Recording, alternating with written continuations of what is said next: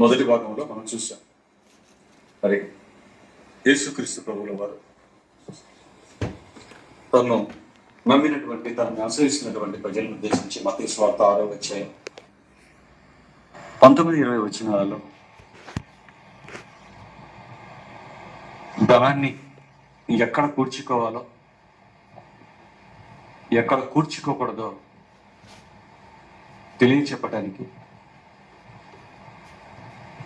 మనుషుల ఆలోచనలను అంచనా వేసి కళ్ళ ముందు ఉన్న వాటిని చెప్పి మొదట ఎక్కడ ధనాన్ని దాచుకుంటే మనం నష్టపోతామో చెబుతూ, ఎక్కడ దాచుకుంటే మనం లాభపడతామో, స్థిరమైన ఫలితాన్ని పొందుతామో తెలియచేస్తూ వచ్చినటువంటి కొన్ని మాటలను మనం చూసాం. ఈ ధనాన్ని భూమి మీద మీరు దాచుకోకండి, పరలోకంలో మీ దాన్ని దాచుకోండి నాయన అని కొండ మీద ప్రసంగాల్లోని ప్రారంభంలోని అద్భుతమైన సంగతులను సింపుల్ టు కాంప్లెక్స్ కళ్ళ ముందున్న వాటిని చూపిస్తూ, మనకు తెలిసిన వాటిని చెబుతూ, తెలియని వాటిని అర్థం చేయించిన మహా బోధకుడుగా మనకు కనిపించాడు. దేవుని పిల్లల ఆ లేఖనాలను చదువుతున్నప్పుడు ఆయన బోధనా విధానం మనకు కనబడుతుంటుంది. కాబట్టి ఆ మాటలలో ఉన్నటువంటి అంతరార్థాన్ని గడిచిన వారం మనం ఆలోచించాం. అలాగే దానితో పాటు మరి ఒక యవనస్తుడైన మంచి ధనవంతుడు, ఎక్కువ ధనాన్ని సంపాదించుకున్న వయసులో ఉన్నటువంటి వ్యక్తి క్రీస్తు ప్రభువుల వారి మార్గంలో వెళ్ళిపోతూ ఉంటే వచ్చి ఏం మాట్లాడాడు, ఏం అడిగాడో, పరలోకానికి వెళ్ళటానికి, నిత్య జీవానికి వారసుని అవ్వాలి అని ఎలా ఆశించి అడిగాడు, తనకు తెలిసిన దానితో అంతవరకు ఆజ్ఞలను బాల్యం నుంచి ఎలా పాటించి నీకున్నదంతా ఇవన్నీ పేదలకు ఇచ్చి నన్ను వచ్చి నువ్వు వెంబడించనుగానే ఒక్కసారిగా నీరు కారిపోయి మైండ్ అంతా స్ట్రక్ అయిపోయి తట్టుకోలేనంత బాధలోనికి, దుఃఖంలోకి వెళ్ళిపోయి ఏకంగా, ఎందుకంటే స్త్రీలు ఏడ్చారంటే ఒక తిట్టు తిట్టినా, ఏదైనా ఒక గట్టి మాటన్నా ఏడుస్తారు, స్త్రీలు త్వరగా ఏడుస్తారు, కన్నీళ్ళు కార్చేస్తారు. మగవాళ్ళు ఏడవడం, మగవాళ్ళకి ఏడుపు రావాలంటే చాలా కష్టంతో కూడింది. అది కూడా ఒక 50 ఏళ్ళు పైబడిన వారు సెంటిమెంటల్గా ఎక్కువగా ఉంటారు కాబట్టి, అనారోగ్యాలను వగైరా వగైరా జీవితాన్ని చదివి ఉంటారు కాబట్టి ఏడుపు వస్తుందని. 40 దాటిన తర్వాత మన మైండ్ ఒక రకంగా అయిపోతుంది, చిన్న చిన్న వాటికి ఎమోషనల్ అయిపోతుంటారు. యవనస్తులకు సామాన్యంగా ఏడుపు రాదండి, యవనస్తులకు సామాన్యంగా ఏడుపు రాదు. కానీ ఒక యవ్వనస్తుడు, ధనవంతుడైన యవ్వనస్తుడు వచ్చి ఏడ్చుకుంటూ దుఃఖపడుతూ ముఖం చిన్నపుచ్చుకొని వెళ్ళిన మాట, ఆ వ్యక్తిని అలా మార్చిన, అలా చేసిన, అలా బాధించిన మాట ఏంటంటే, నీకున్నదంతా అమ్మి పేదలకిచ్చి నీవు వచ్చి నన్ను వెంబడించు అన్నమాట. అంటే పిల్లరా, ఇక్కడ నుంచి ప్రారంభిద్దాం 2వ భాగాన్ని. మనిషి ఖర్చు లేనివి ఎన్నైనా చేస్తాడు. మనిషి ఖర్చు లేనివి ఎన్నైనా చేస్తాడు. ఖర్చుతో కూడినవి చేయటానికి ఇష్టపడడు. ఈ యవనస్తులు కూడా చేసింది అదే. అంతవరకు బాల్యము నుండి నీ పొరుగు వారిని ఏది ఆశించకూడదు, తల్లిదండ్రులను సన్మానించు, దొంగిలకూడదు, నరహత్య చేయకూడదు, అబద్ధాలు పలకకు, అబద్ధములు చెప్పకూడదు, ఇవన్నీ ఖర్చు లేనివి, నయా పైసా ఖర్చు లేనివి. అబద్ధం ఆడకుండా ఉండటం ఏమైనా ఖర్చు అవుతుందా? వ్యభిచారం చేయకుండా ఉండటం ఏమైనా ఖర్చు అవుతుందా? చేస్తే ఖర్చు అవుతుందేమో తప్పులు, కానీ చేయకుండా ఉండటానికి ఏమైనా ఖర్చు అవుతుందా? పొరుగు వారిని ఏది ఆశించకూడదు, ఖర్చు అవుతుందా? నరహత్య చేయకూడదు, చేస్తే ఖర్చు అవుతుందేమో కోర్టులకు, లాయర్లకి. అలాగే చంపేవారికి ఒప్పందాలు ఇవ్వడానికి. నరహత్య చేయకుండా ఉంటే ఏమైనా ఖర్చు అవుతుందా? అంటే ఈ యవనస్తుడు ఖర్చు లేని వాటన్నిటినీ బాల్యం నుంచి పాటించాడు. ఖర్చు పెట్టమని క్రీస్తు ప్రభువుల వారు చెప్పగానే ఇష్టపడలేదు. ఖర్చు లేనివి చేయడానికి ఎంతో ఆసక్తి కనబరిచాడు, కానీ అన్ని పేదలకి ఇచ్చి నన్ను వెంబడించోటే ఖర్చు పెట్టమనగానే అతనికి చేతులు రాలేదండి. అంటే దీన్ని బట్టి మనకు ఆలోచిస్తే మనకు అర్థమవుతున్నది ఏంటంటే, ఆనాడు యవనస్తులే కాదు, ఆ రోజు యవనస్తులే కాదు, అతనే కాదు, ఈరోజు క్రీస్తును నమ్మామని చెప్పుకుంటూ,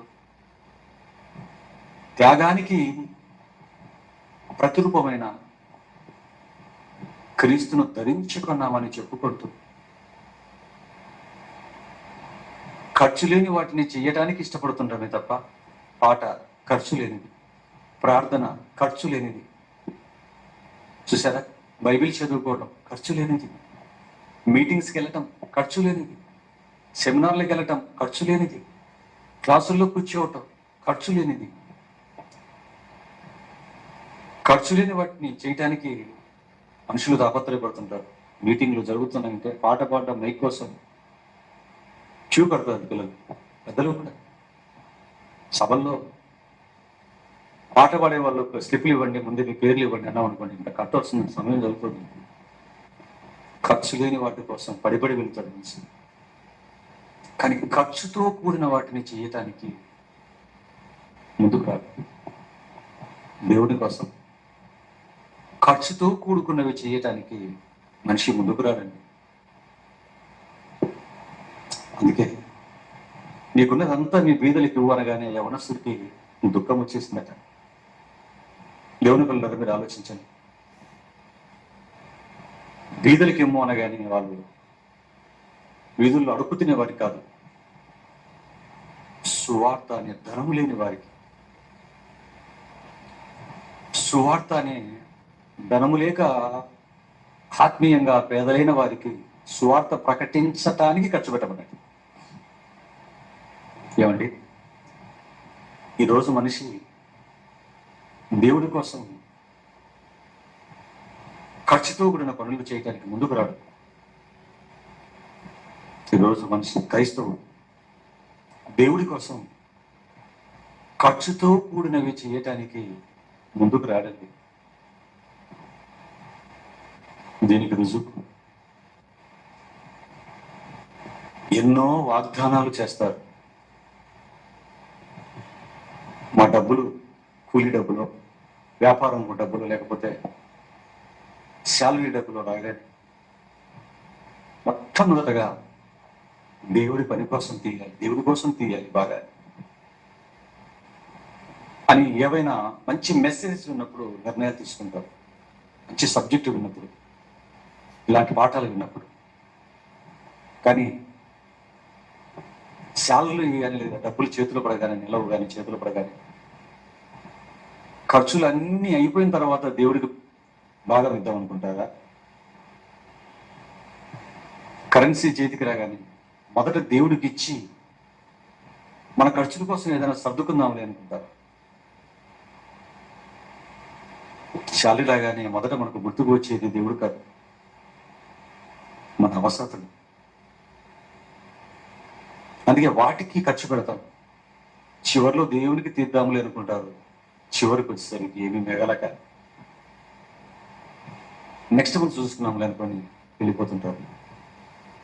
అది అవ్వదు పిల్లలు. ఇలాగే అనుకుంటుంటారు. హైందవుల్లో కూడా చూడండి, దేవుడికి ప్రసాదంగా ఎటువంటి అరటి పళ్ళను వాళ్ళు తీసుకొస్తుంటారంటే పచ్చివి, సరిగ్గా మాగనివి.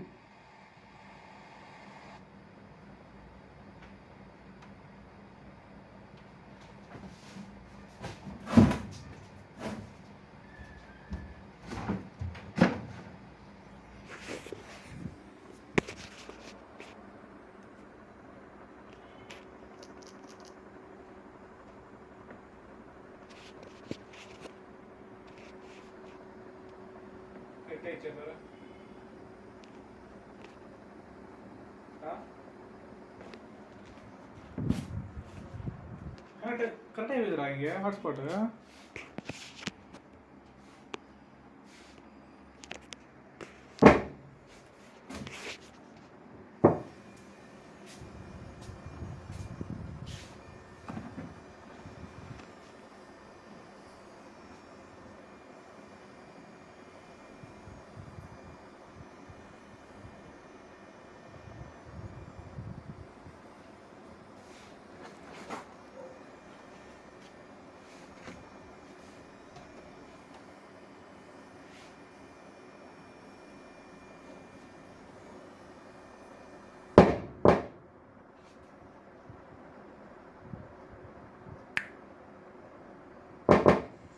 క్రైస్తవులకు మనం కూడా అంటే దేవుడి పిల్లలంగా రాగానే దేవుడికి భాగం తీయకుండా ఆ తర్వాత మన ఖర్చులకు పోయిన తర్వాత ఎందుకు ఇలాగా ఏమి మిగలకుండా దేవుడికి ఖర్చు పెట్టకుండా మనం మారిపోయామంటే పిల్లరా ఎక్కువ పర్సెంట్ ఏమనుకుంటారంటే నేను ఒక్కని ఇవ్వకపోతే ఏమవుతుందో లేదు, ఏమవుతుంది కదా అనుకుంటుంటారు. నేను ఇవ్వకపోతే ఏమవుతుంది, నేను ఒక్కనే కదా, అందరు ఇస్తున్నప్పుడు అంతమంది ఇస్తారులే, నేను ఒక్కని ఇవ్వకపోతే ఏముంది అనుకుంటున్నాను. దేవుని పిల్లలు ఒక మంచి సంగతి చెప్తాను, ఎగ్జాంపుల్గా చెప్తాను, ఆలోచించండి. ఒకసారి అండి ఒక రాజు ఒక పెద్ద బాణం తీసుకొని వచ్చి వీధిలో పెట్టి ఒక్కొక్కరు ఒక చెంబిడి పాలు తీసుకొచ్చి ప్రజలందరూ కూడా అందులో వేయండి అన్నాడట. మీరు చెంబిడి పాలు వేసిన తర్వాత వెంటనే మూత పెట్టేయండి. ప్రజలందరూ వచ్చారు ఆ చెంబుతో పాలు తీసుకొని. అందరూ ఆ పెద్దకి బాణంలో పోసారట. పోసి వెళ్ళిపోయారు పక్కన, వెళ్ళిపోయారు ఎవరు కొద్ది వాళ్ళు. ఆ తర్వాత ఆ రాజు వచ్చి ఆ బాణలో మూత తీసి చూస్తే బాణ నిండా ఏమున్నాయి తెలుసా? నీళ్లున్నాయి. ఆ బాణ నిండా నీళ్లున్నాయట. రాజుగారు పొయ్యమనింది ఏంటి? పాలు. ప్రజలందరినీ పాలు పోయండి, ఒక్కొక్కరు చెంబిడి పోయండి చాలు అన్నాడు.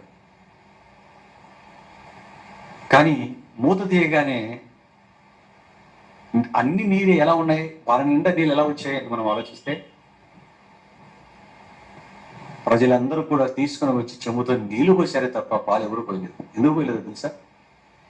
అందరూ పాలు పోస్తారు కదా,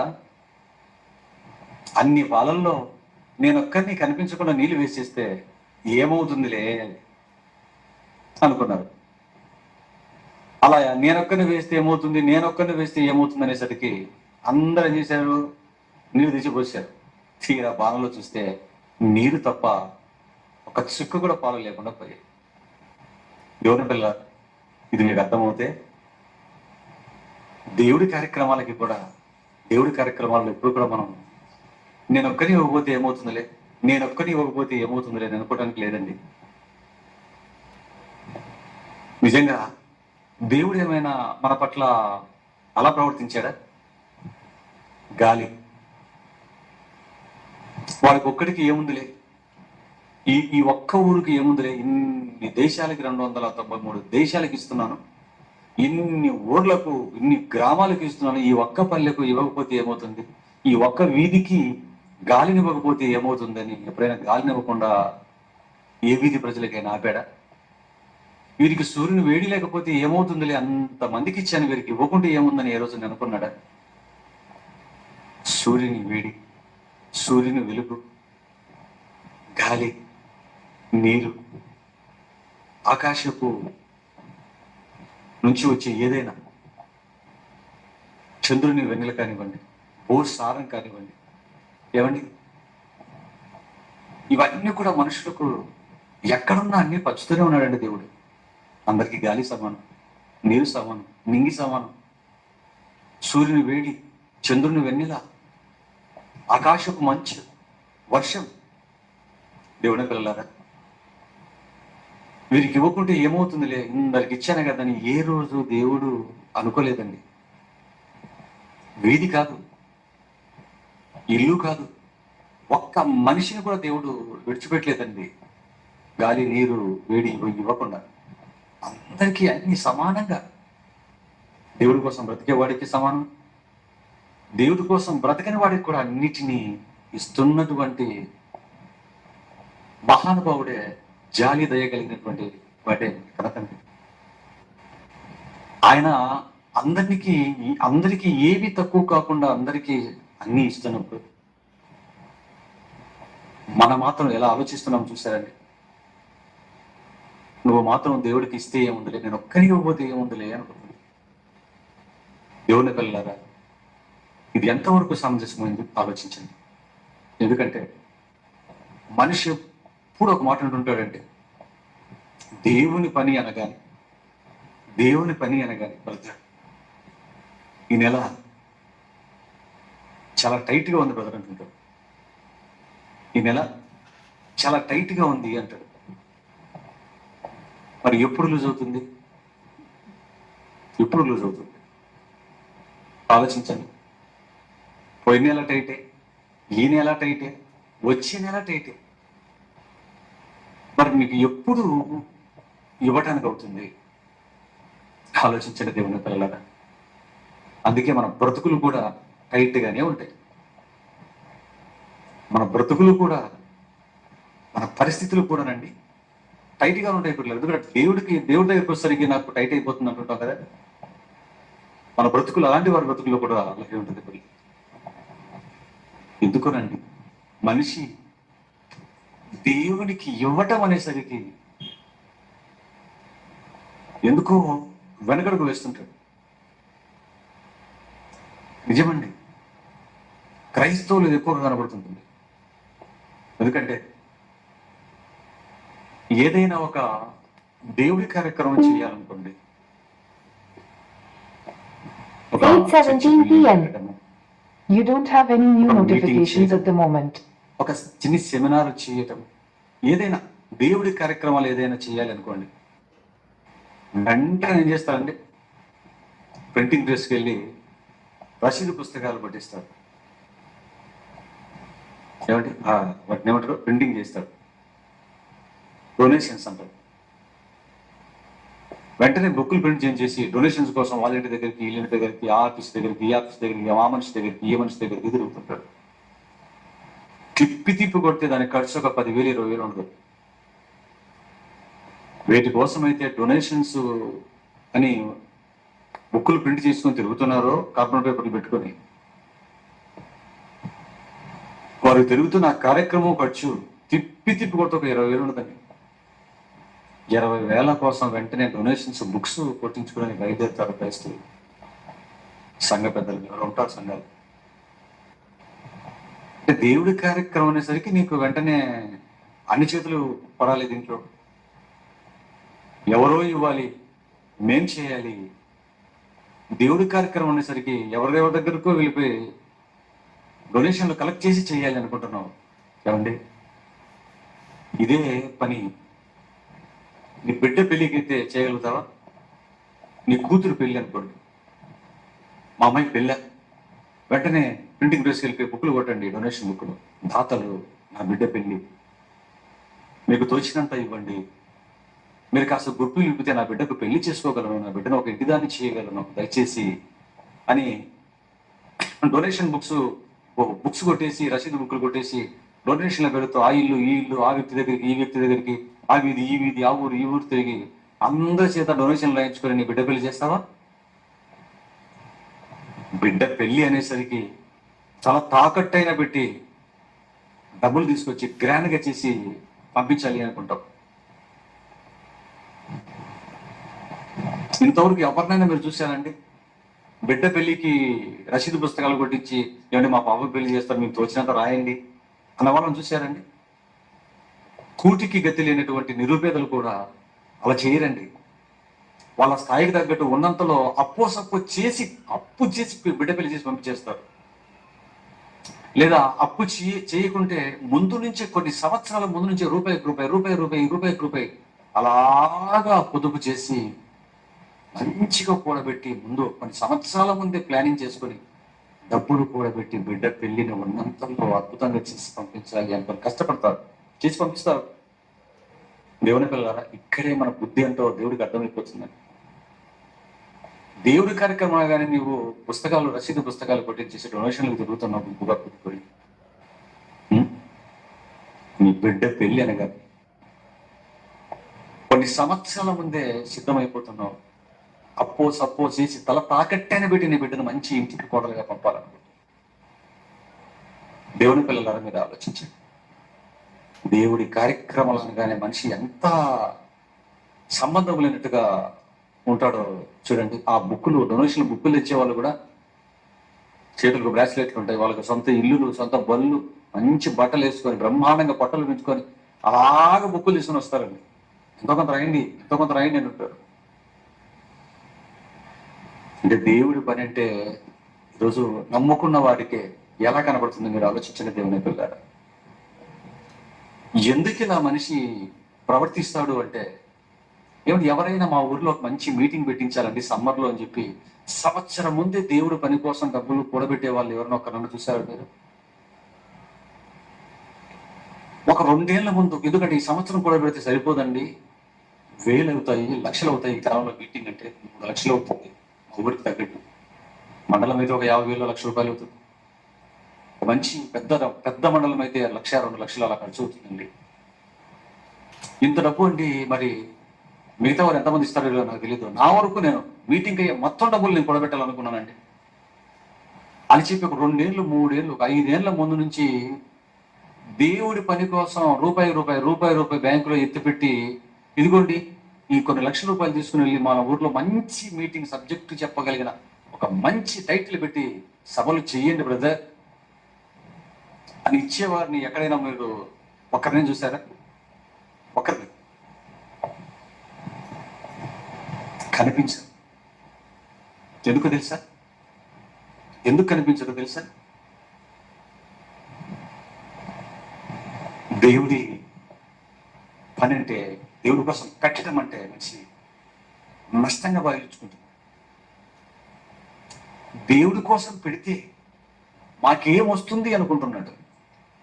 తన కోసం అయితే, తన బిడ్డ పెళ్లికి తల తాకట్టు తెచ్చి చేయగలుగుతున్నాడంటే తన కోసం, తన బిడ్డల కోసం చేసుకుంటే లాభం అనుకుంటున్నాడు. దేవుని కోసం చేసేది నష్టము అనుకుంటున్నాడు. ఆలోచించిన దేవుని పిల్లలారు, తన కోసం చేసుకుంటే లాభం అనుకుంటున్నాడు. ఎవరో ఇస్తే ఏదో చేద్దాము దేవుడి కోసం అనుకుంటున్నాడు. ఎవరో ఇస్తే డొనేషన్లు వాళ్ళ ఇళ్ళ కాటి వీళ్ళ కాడ తిరిగి తీసుకొని వచ్చి, ఎవడో ఇస్తే నువ్వు తీసుకొని చేస్తే ప్రతిఫలం వారికి వెళుతుంది. నీకేమొస్తుంది? ఫలము ఇచ్చినోడికి వెళుతుంది. పిల్లగా నీకే మిగులుతుంది. అసలు నీకు ఫలం వస్తుంది ఏమండి? దీన్ని బట్టి చూస్తానండి, మనిషి దేవుడి కోసం పెడితే నష్టం అనుకుంటున్నాడు, తన కోసం పెట్టుకుంటే లాభం అనుకుంటున్నాడు. తన కోసం, నీ కోసం నువ్వు ఖర్చు చేసుకుంటే లాభమా? దేవుడి కోసం పెడితే నష్టమా? అనుకున్నావు కనుకే పెట్టడం లేదు. దేవుడి కోసం పెట్టాలంటే ఆ మనసు ఉండాలండి, ఆ త్యాగం అనేది ఉండాలండి దేవుడి కోసం. ఇంతవరకు మా దగ్గర కూడా పబ్లిక్ లో మీటింగ్లు వెళ్తుంటాం కదండి, ఎవరైనా బ్రదర్ 2 ఏళ్ల నుంచి 1,00,000 రూపాయలు ఎత్తిపెట్టిన, ఇదిగో బ్రదర్ దేవుడి కోసం పెట్టు. ఒక ఆవిడ ఇచ్చిందండి తిరుపతిలో, కుమారి అని. 2 కూతుర్ల కోసం, పెద్ద కూతురు పెళ్లి కోసం 2 లక్షలు ఎంతో ఎత్తిపెట్టింది ఆవిడ. చదువుల కోసమో ఏదో మొత్తానికి ఏదో బంగారు కొని వాళ్ళు నా బిడ్డ 2 కూతుర్లే. 1,00,000 రూపాయలు తీసుకొచ్చి రేణిగుంటలో మీటింగ్ లో వాక్యం చెప్పగా తీసుకొచ్చి కట్ట టేబుల్ మీద పెట్టింది. తిరుపతిలో మీటింగ్ పెడతారు కదంటే, మా తిరుపతికి వస్తారని, మీరు తిరుపతికి వస్తే 1,00,000 రూపాయలు ఇస్తారని చెప్పి ఈరోజు ఈ వారం చెప్పి నెక్స్ట్ వీక్ తెచ్చి టేబుల్ మీద పెట్టేసి, నేను అనుకున్నాను ఒక్క మీటింగ్లో 2 రోజులు మీటింగ్ జరగలేదు, వర్షము గాలి వల్ల. 3వ రోజు మధ్యాహ్నం కలిసి జరిగింది, సాయంత్రం మధ్యలో ఆలోచించాను. లాస్ట్ ఒక్కరోజు మాత్రం మాట్లాడాను సబ్జెక్ట్. ఒక్కరోజు ఈ మీటింగ్ మా తిరుపతిలో జరగాలని ఆవిడనండి నేను తిరుపతిలో అడుగు పెట్టి చేసింది. 1,00,000 రూపాయలు ఈ వారం మాట ఇచ్చింది, నెక్స్ట్ వీక్ కట్ట తీసుకొచ్చి పెట్టి దేవుని కలిగారు. ఎక్కడో 100 కోట్లు ఎక్కడ ఆవిడండి. నా తర్వాత ఎవరు కనిపించలేదండి, ఆ తర్వాత ఎవరు కనిపించలేదు. ఆవిడ బిడ్డ పెళ్లి కోసమో ఏదో నగల కోసం పెట్టుకున్న డబ్బులు తీసుకొచ్చి పెట్టింది. వాక్యం తెలియదు, వాళ్ళు యాదవాస్. దేవుని పిల్లలారా, మనకు తెలుసు దేవుడి కోసం పెట్టాలి.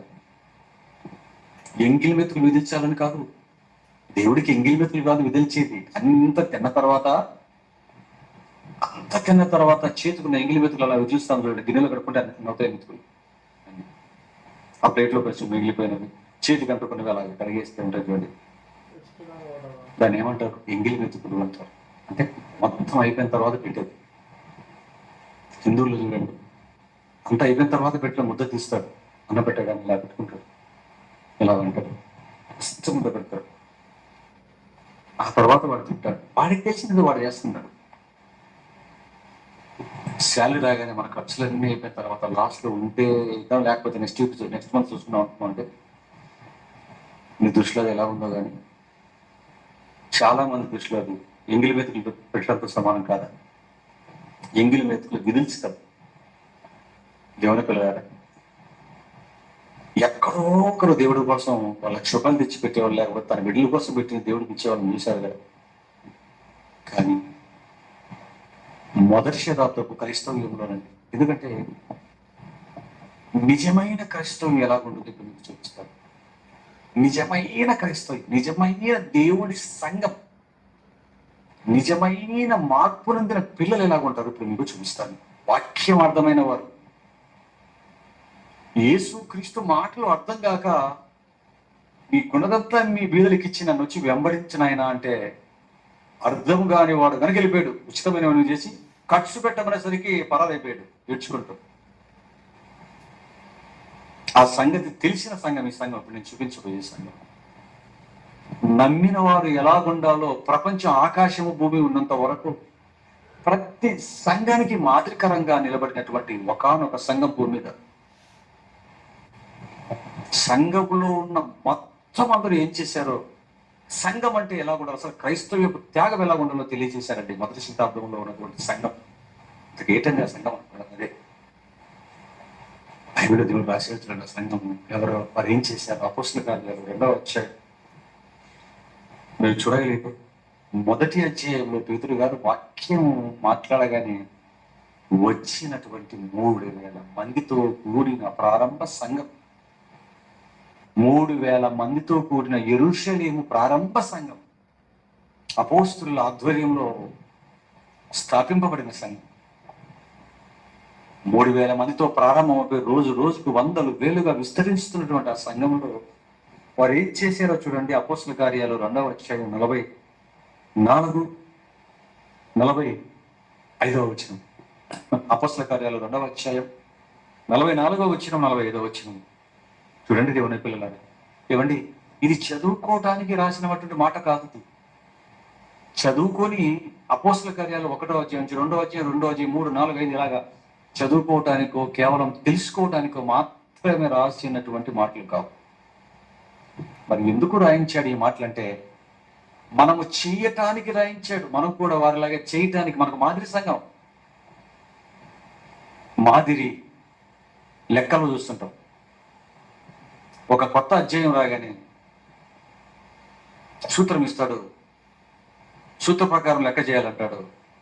మాదిరి అని లెక్కల బుక్లో ఆ చాప్టర్లో పైన ఒక మాదిరి లెక్క చేసిస్తారు. వాళ్ళని టెక్స్ట్ బుక్లో చేసేసి పెట్టి ఆ తర్వాత మనకు ఒక 5, 6, 10 లెక్కలు ఇస్తాడు.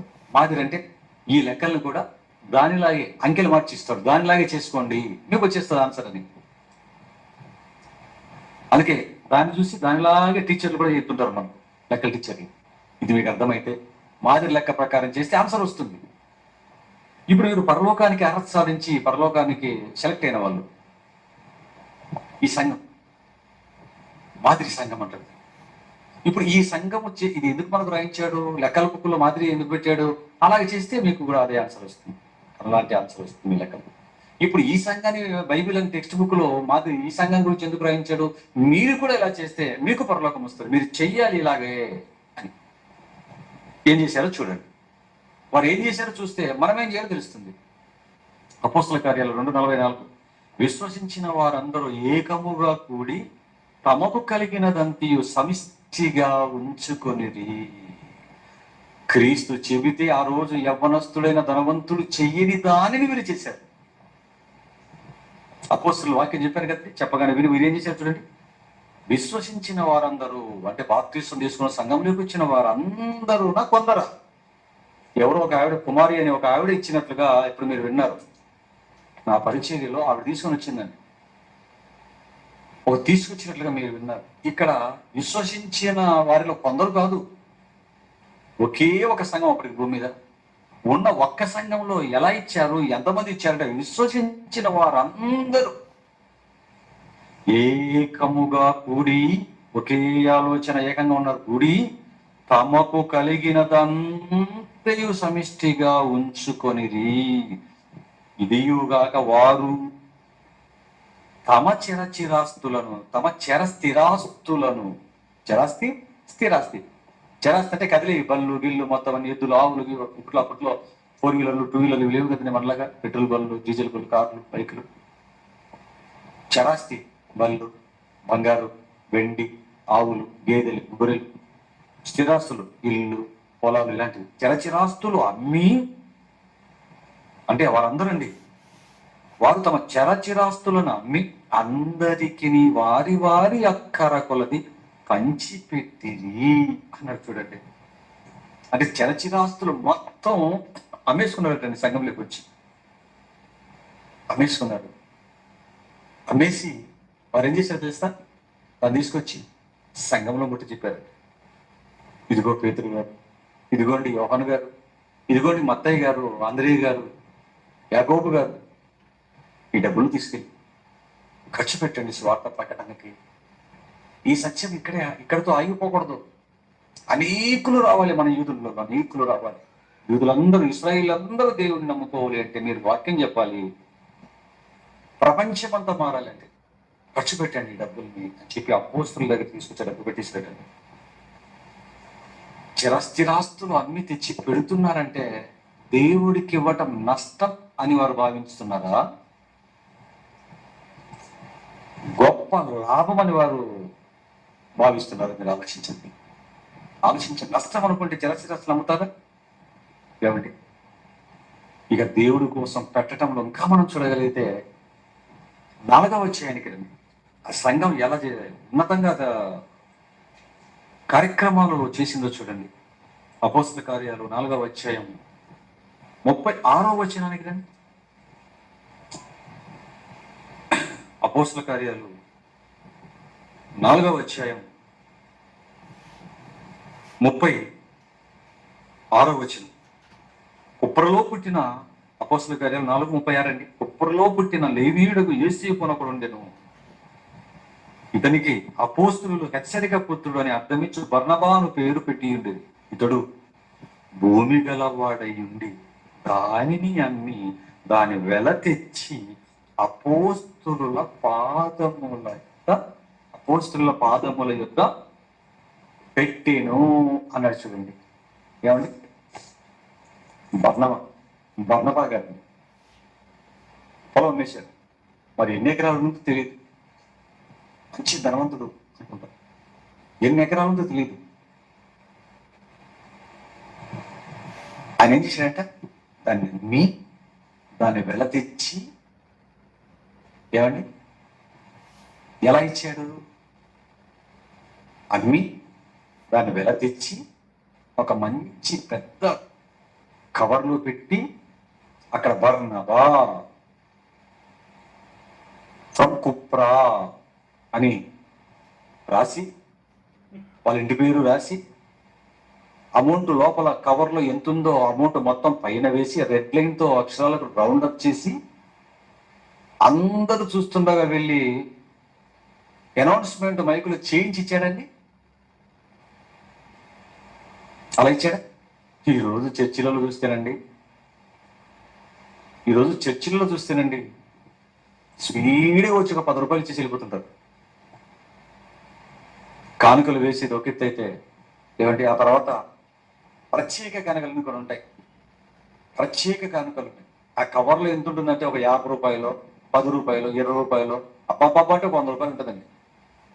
మామూలు కానుక అయిపోయిన తర్వాత ఇప్పుడు ప్రత్యేక కానుకలు అని చెప్పి ఆ కవర్లు పెట్టి వేసింటారు. ఆ కవర్లు విప్పి చెప్తుంటే పలానా ఆవిడ 50, పలానా ఆయన 100, ఇంటి పేరు చదవాలండి. ఏమండి, కొందరైతే కవర్లలో పెట్టి అందరికంటే ముందుకు వచ్చి అలా ఇచ్చేసి వెళ్ళిపోతుంటారు. ఏదో తల తీసేసి పల్లెంలో పెట్టినట్టుగా. మందకాయిస్తూ వీడులు తీరా చూసే 100 రూపాయలు ఉంటుంది. ఒంటికి కట్టుకున్న చీర 2000 ఉంటుంది. కవర్లో దేవుడికి ఇచ్చిన కాలుక 100, 50, 10 అయితే అమ్మగారు కట్టుకున్న చీర 2000 రూపాయలు. ఇదా కానుక ఇవ్వటం అంటే? భూమి మొత్తాన్ని అమ్మి, ఉన్న భూమిని అంతా అమ్మి దాన్ని వెల తీసుకొచ్చి అందరూ చూసేటట్టుగా కవర్లో పెట్టి పెద్ద పెద్ద అక్షరాలతో రీడింగ్ తో రాసి రౌండప్ చేసి ఇవ్వలేదండి. ఆ వెల తీసుకొచ్చి ఎక్కడ పెట్టాడంటే మహానుభావుడు, ఎక్కడ పెట్టాడట? అపోస్తుల పాదాల యొద్ద పడేశాడటండి. అపోస్తుల పాదాల యొద్ద. ఈ కాలంలో 100 రూపాయల కవర్లో పెట్టి అమ్మగారు వచ్చి ఇచ్చిపోతే పాస్ ఆవిడ కోసం మళ్ళీ ప్రత్యేక ప్రార్థన చేయాలి. ప్రభువా పలానా అమ్మగారు కవర్లో పెట్టి ప్రత్యేక కానుకలు ఇచ్చాడు ప్రభువా, వీరిని వీరి కుటుంబాలని దీవించండి, ఆశీర్వదించండి, 100 రెట్లు ప్రతిఫలాన్ని ఇవ్వండి. ఏది 100 రూపాయలు ఇచ్చినందుకే ఇంత ప్రార్థన? 100 రూపాయలు ఇచ్చి మొత్తం సమస్తం ఇచ్చే దేవుడు వాళ్ళ కుటుంబానికి మొత్తానికి 100 రూపాయలు ఇచ్చినందుకే అంత ఇవ్వాలనుకుంటే భూమి నమ్మి దాని వెల తెచ్చి ఎక్కడ పెడతాడు మహానుభావుడు? ఎక్కడ పెట్టాడు తెలుసండి? అపోస్తుల పాదముల యొద్ద. ధనం ఉండవలసిన చోటది, డబ్బులు ఉండవలసిన స్థానం అది. చూడండి ఎంత బాగా ఇచ్చాడు చూడండి.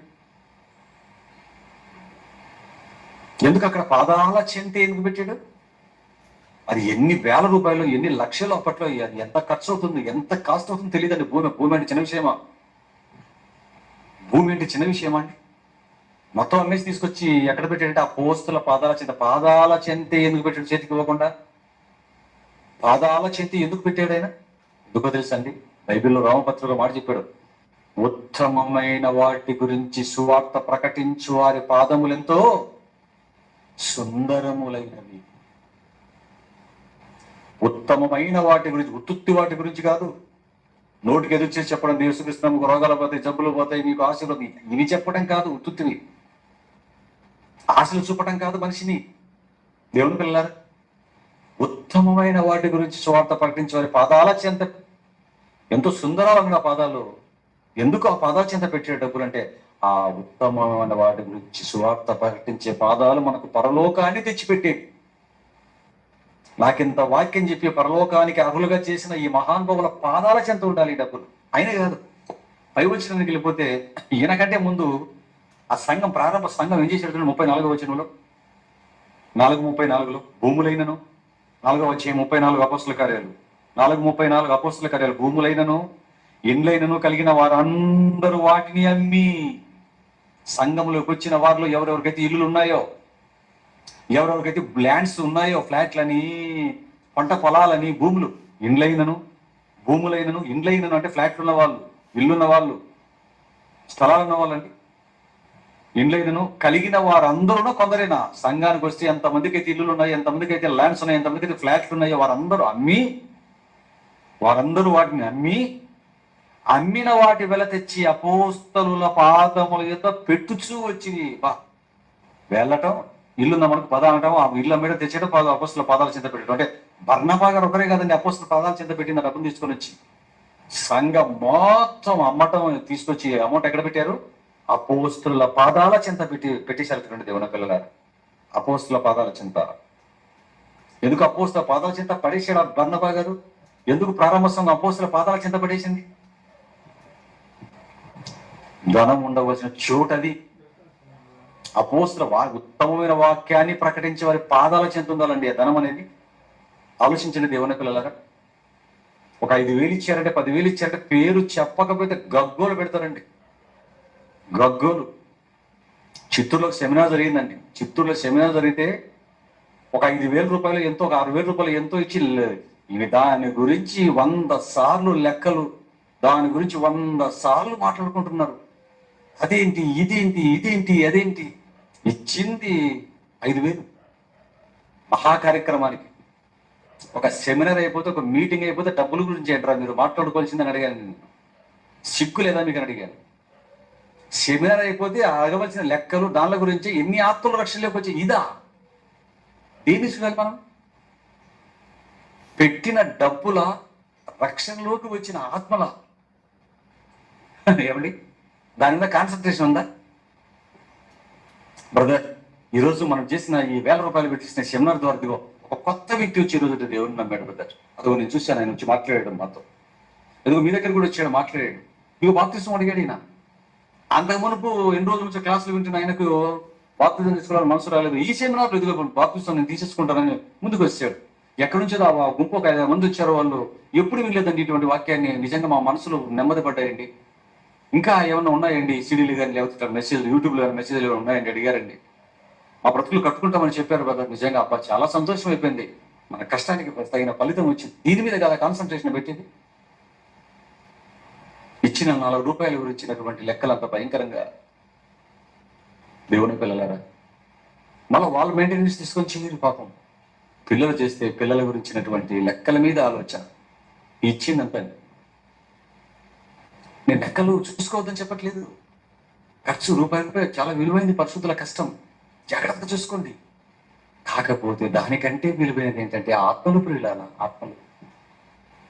ప్రారంభ సంఘం చూడండి, వాక్యం విస్తరించడానికి, ఆత్మల రక్షణలోకి రావడానికి మొత్తం చేసినట్టు వీళ్ళు. అంటే తన కోసం ఎంతైనా, తన బిడ్డల చదువుల కోసం, తన ఉండే ఇంటి కోసము, మరొక దాని కోసం, ఫ్లాట్లు అంటే రేట్ లేని ప్లేసుల్లో ఫ్లాట్లు, రేట్ ఉన్న ప్లేసుల్లో ఫ్లాట్లు కొంటుంటారు మరికొందరు ఎంప్లాయీస్, క్రైస్తవ బిడ్డలే. ఇలా చేస్తున్నావు దేవుడికి పెట్టకుండా, ఇలా దేవుడికి పెడితే నష్టం అనుకుంటున్నాడు, తన కోసం పెట్టుకుంటే లాభం అనుకుంటున్నాడు. అంటే పరలోకంలో ధనాన్ని కూర్చుకోవటం ఎలాగేటువంటి వారికి అర్థం కాలేదండి. దేవుడి కోసం పెట్టడం అంటే నష్టం అనుకుంటున్నాడు. పిల్లరా, ప్రారంభ సంఘం చూసారా ఎలా చేసిందో. ఆ తర్వాత ఆ సంఘమే కాదు, అపోస్తుల ఆధ్వర్యంలో ప్రారంభమైన ప్రతి సంఘం ఎంతో ఉన్నతంగా ఉన్నారంటే అండి. ఒక మంచి మాట చూడండి, ఇంకా దీనికి సంబంధించిన మంచి మాట. ఫిలిప్పీయులకు రాసిన పత్రిక 4వ అధ్యాయం 1వ వచనం చూడండి. ఫిలిప్పీయులకు రాసిన పత్రిక 4వ అధ్యాయం 1వ వచనం. దేవుడి కోసం ఇచ్చి లెక్కలు అడుగుతూ ఆత్మల రక్షణ పడించుకోకుండా వాళ్ళు, అలాంటి వాళ్ళు ఇచ్చిన సెమినార్లలో మాట్లాడాలని అనిపించదండి. సబ్జెక్ట్ చెప్పాలని వాళ్ళని చూస్తుంటే విషపురుగులు మాదిరి కనపడుతుంటారు తప్ప స్వచ్ఛమైనటువంటి దేవుడి ఆలోచనతో ఆత్మల రక్షణ మీద కాన్సన్ట్రేషన్ లేనటువంటి దౌర్భాగ్యం దేవుని పిల్లలారా.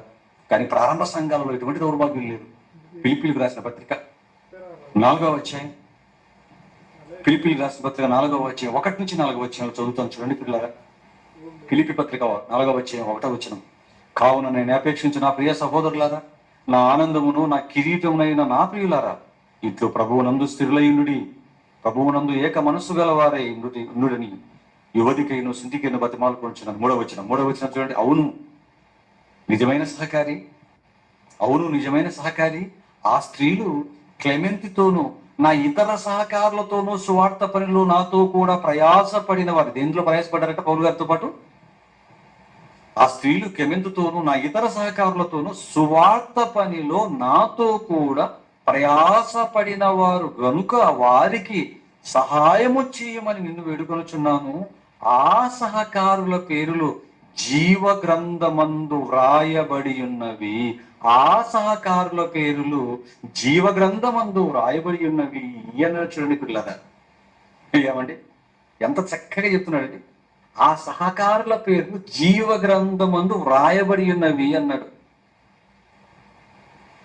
ఒక విషయం తెలుసా పిల్లరా, ఎన్ని కోట్లు ఖర్చు పెట్టినా, ఎన్ని కోట్లు ఇచ్చినా జీవ గ్రంథంలో పేరెక్కుతుందో చెప్పండి? ఎన్ని కోట్లు ఇస్తే జీవ గ్రంథంలో పేరెక్కుతుందో చెప్పండి? ఎన్ని కోట్లు ఇస్తే జీవ గ్రంథంలో మన పేరెక్కుతుంది?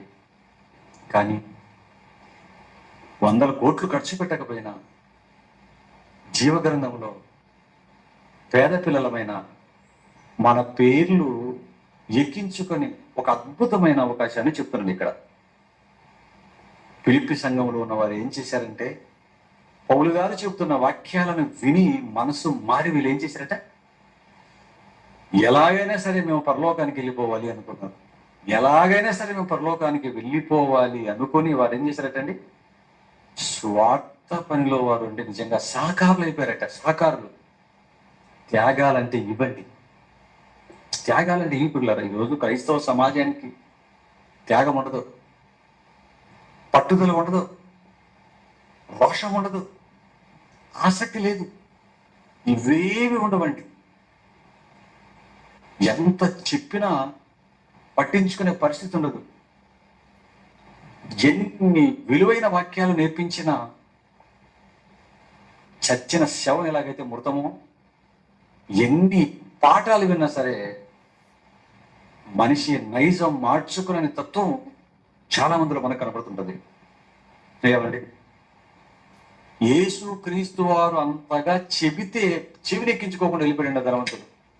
అంతగా ఆయన చెబితే ఇలా చేయనైనా అని చెవినెక్కించుకోకుండా వెళ్ళిపోయినటువంటి ఆ ధనము గురించి అనగానే ఖర్చు పెట్టే కార్యక్రమం అనగానే కందిరీగలు తేనెటీగలు కొట్టినట్లుగా వెళ్ళిపోయాడంటే ఆ ధనవంతుడు ఏడ్చుకుంటూ చిన్నపుచ్చుకొని ముఖం వ్యసనపడుతూ వెళ్ళిపోయాడంటే పిల్లరా, పాతాళ అగ్ని జ్వాలలలో ఇప్పటికి 2000 సంవత్సరాలుగా అతని పరిస్థితి ఎలాగుంటుందో మీరు ఆలోచించండి. అది చేసిందే బాగుండు, అదొక్కటి చేసి ఇన్ని చేశాను, అదొక్కటి చేస్తే బాగుండు, అదొక్కటి చేస్తే బాగుండు. ఎన్నిసార్లు అనుకుంటే ఇప్పుడు అతనికి ప్రతిఫలం వస్తుంది మీరు ఆలోచించిన దేవుని పిల్లరా. వినలేదు, చెప్పిన మాట బుర్రకెక్కించుకోలేదు.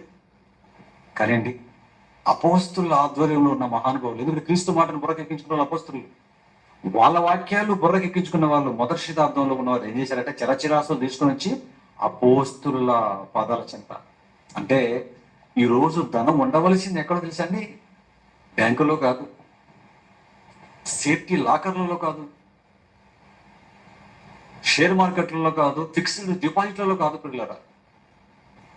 ఉత్తమమైన వాటి గురించి సువార్త ప్రకటించే వారి పాదాల చెంత ఉండాలి. అది అదే ధనం ఉండవలసిన చోటు. ఉత్తమమైన వాటి గురించి సువార్త ప్రకటిస్తున్న వారి పాదాల చెంత ఉండాలండి. ప్రారంభ సంఘాలు అలా చేసేయండి. ఆ సంఘాల త్యాగాన్ని నిజంగా మనం చూడగలిగితేనండి. మరొక సంఘం చూడండి ఏం చేసిందో. ప్రారంభంలో మరొక సంఘం, హెబ్రీయులకు రాసిన పత్రిక 10వ అధ్యాయం 34వ వచనం చూడండి. హెబ్రీయులకు రాసిన పత్రిక 10వ అధ్యాయం 34వ వచనం. హెబ్రీయులకు రాసిన పత్రిక 10వ అధ్యాయం 34 చూడండి పిల్లలు ఏం చెప్తున్నాడు. హెబ్రీ పత్రిక 10:34. ఎలాగనగా మీరు ఖైదులో ఉన్న వారిని కనికరించి, అంటే జైల్లో ఉన్న వాళ్ళు అనుకోకండి, అపవాది కబంధ హస్తాలలో పాపపు ఊబిలో ఉన్నవారు, ఖైదులో ఉన్న వారిని కరుణించి మీకు మరి శ్రేష్టమైనది, బాగా చూడండి పదాలు ఎంత బాగా, మీకు మరి శ్రేష్టమైనది స్థిరమైనదియునైన స్వాస్థ్యం ఉన్నదని ఎరిగి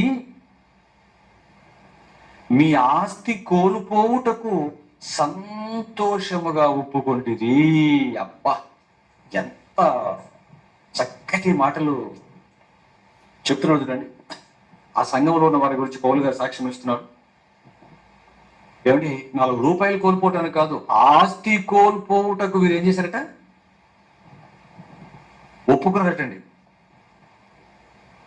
ఆస్తి కోల్పోవటకు ఒప్పుకున్నాడు. మీ ఆస్తి అంతా పోతుంది అనగానే పోతే పోనివ్వండి అన్నారట. ఎవరైనా అంటారండి అలాగే? మీ ఆస్తి అంతా పోతుంది అంటే పోతే పోనివ్వండి అన్నారట. ఎవరైనా అలాగంటారండి? వీరన్నారు. ఎందుకన్నారో తెలుసా? ఎందుకు ఈ మాట అన్నారో తెలుసా? ఎందుకన్నారో తెలుసా అండి? ఇలా దేవుడి కోసం ఆస్తులు పెట్టడం వలన ఏమొస్తున్నాడు? మీకు మరి శ్రేష్టమైనది స్థిరమైనది స్వాస్థ్యం ఉన్నదని ఎరిగి. వారు ఎందుకు ఆస్తి కోల్పోవటానికి ఒప్పుకుంటున్నారంటే, పోతే పోయింది ఈ ఆస్తి. ఈ ఆస్తి పోతే, మా ఆస్తి అంతా, మాకు ఉన్నది ఎంత పోతే పోయింది. ఇది పోవటం వలన దేవుడి కోసం దీనిని కోల్పోవటం వలన మాకేమొస్తుందంటే శ్రేష్టమైనది స్థిరమైనది స్వాస్థ్యం, అంటే పరలోకం మాకు వస్తుందని వాళ్ళకి అర్థమైపోయింది. వెంటనే ఆస్తి కోల్పోవటానికి ఒప్పేస్తున్నారట. ఆ ఒప్పుకోవటం కూడా ఎలా ఒప్పుకున్నారట? మీ ఆస్తి కోల్పోవటకు సంతోషంగా ఒప్పుకోరన్నారు చూడండి. బా, ఆ పదం చూడండి ఎలా రాశాడు. ఆ పదం చూడండి పిల్లలు, ఆ పదం చూడండి. ఎందుకంటే మహాజ్ఞానం అర్థమైపోయిందండి వీళ్ళకి. సంతోషంగా అంటే ఏ స్టేజ్కి వెళ్ళిపోయారు చూడండి పిల్లలు. అంటే సబ్జెక్టు బాగా పడింది అనమాట వీళ్ళకి. వాక్యం అనే సబ్జెక్టు బాగా పడేసరికి కళ్ళము నేను కనబడుతుంది వీళ్ళకి. పరలోకం శ్రేష్టమైనది, అద్భుతమైనది, స్థిరమైనది. ఒక్కసారి దాన్ని సంపాదించుకున్నట్టు ఇంక పోతుంది. ఈధనం ఈరోజు ఉండొచ్చు, రేపు పోవచ్చు. బళ్ళు అవ్వచ్చు, బళ్ళు ఓడలవచ్చు. ఇండియాని పరిపాలించినటువంటి మహారాజుల పిల్లలే ఇప్పుడు ఓడలు బళ్ళు అయిపోయి తిరుగుతున్నారు. టిప్పు సుల్తాన్ వాళ్ళ మనవల గురించి చెప్పాను అనుకుంటే ఇంతకుముందు. టిప్పు సుల్తాన్ కత్తే కొన్ని వేల కోట్లు అవుతుంది. టిప్పు సుల్తాన్ సింహాసనాన్ని 4 ముక్కలు చేసి పంచుకున్నారు. ఇంగ్లాండ్ తీసుకెళ్ళి పెద్ద ప్యాలెస్లు కట్టుకున్నారు వాళ్ళు. అటువంటి టిప్పు సుల్తాన్, మైసూరు రాజు టిప్పు సుల్తాన్ గారి యొక్క వారసులు కలకత్తాలో రిక్షాలు దొక్కన బతుకుంటున్నారు.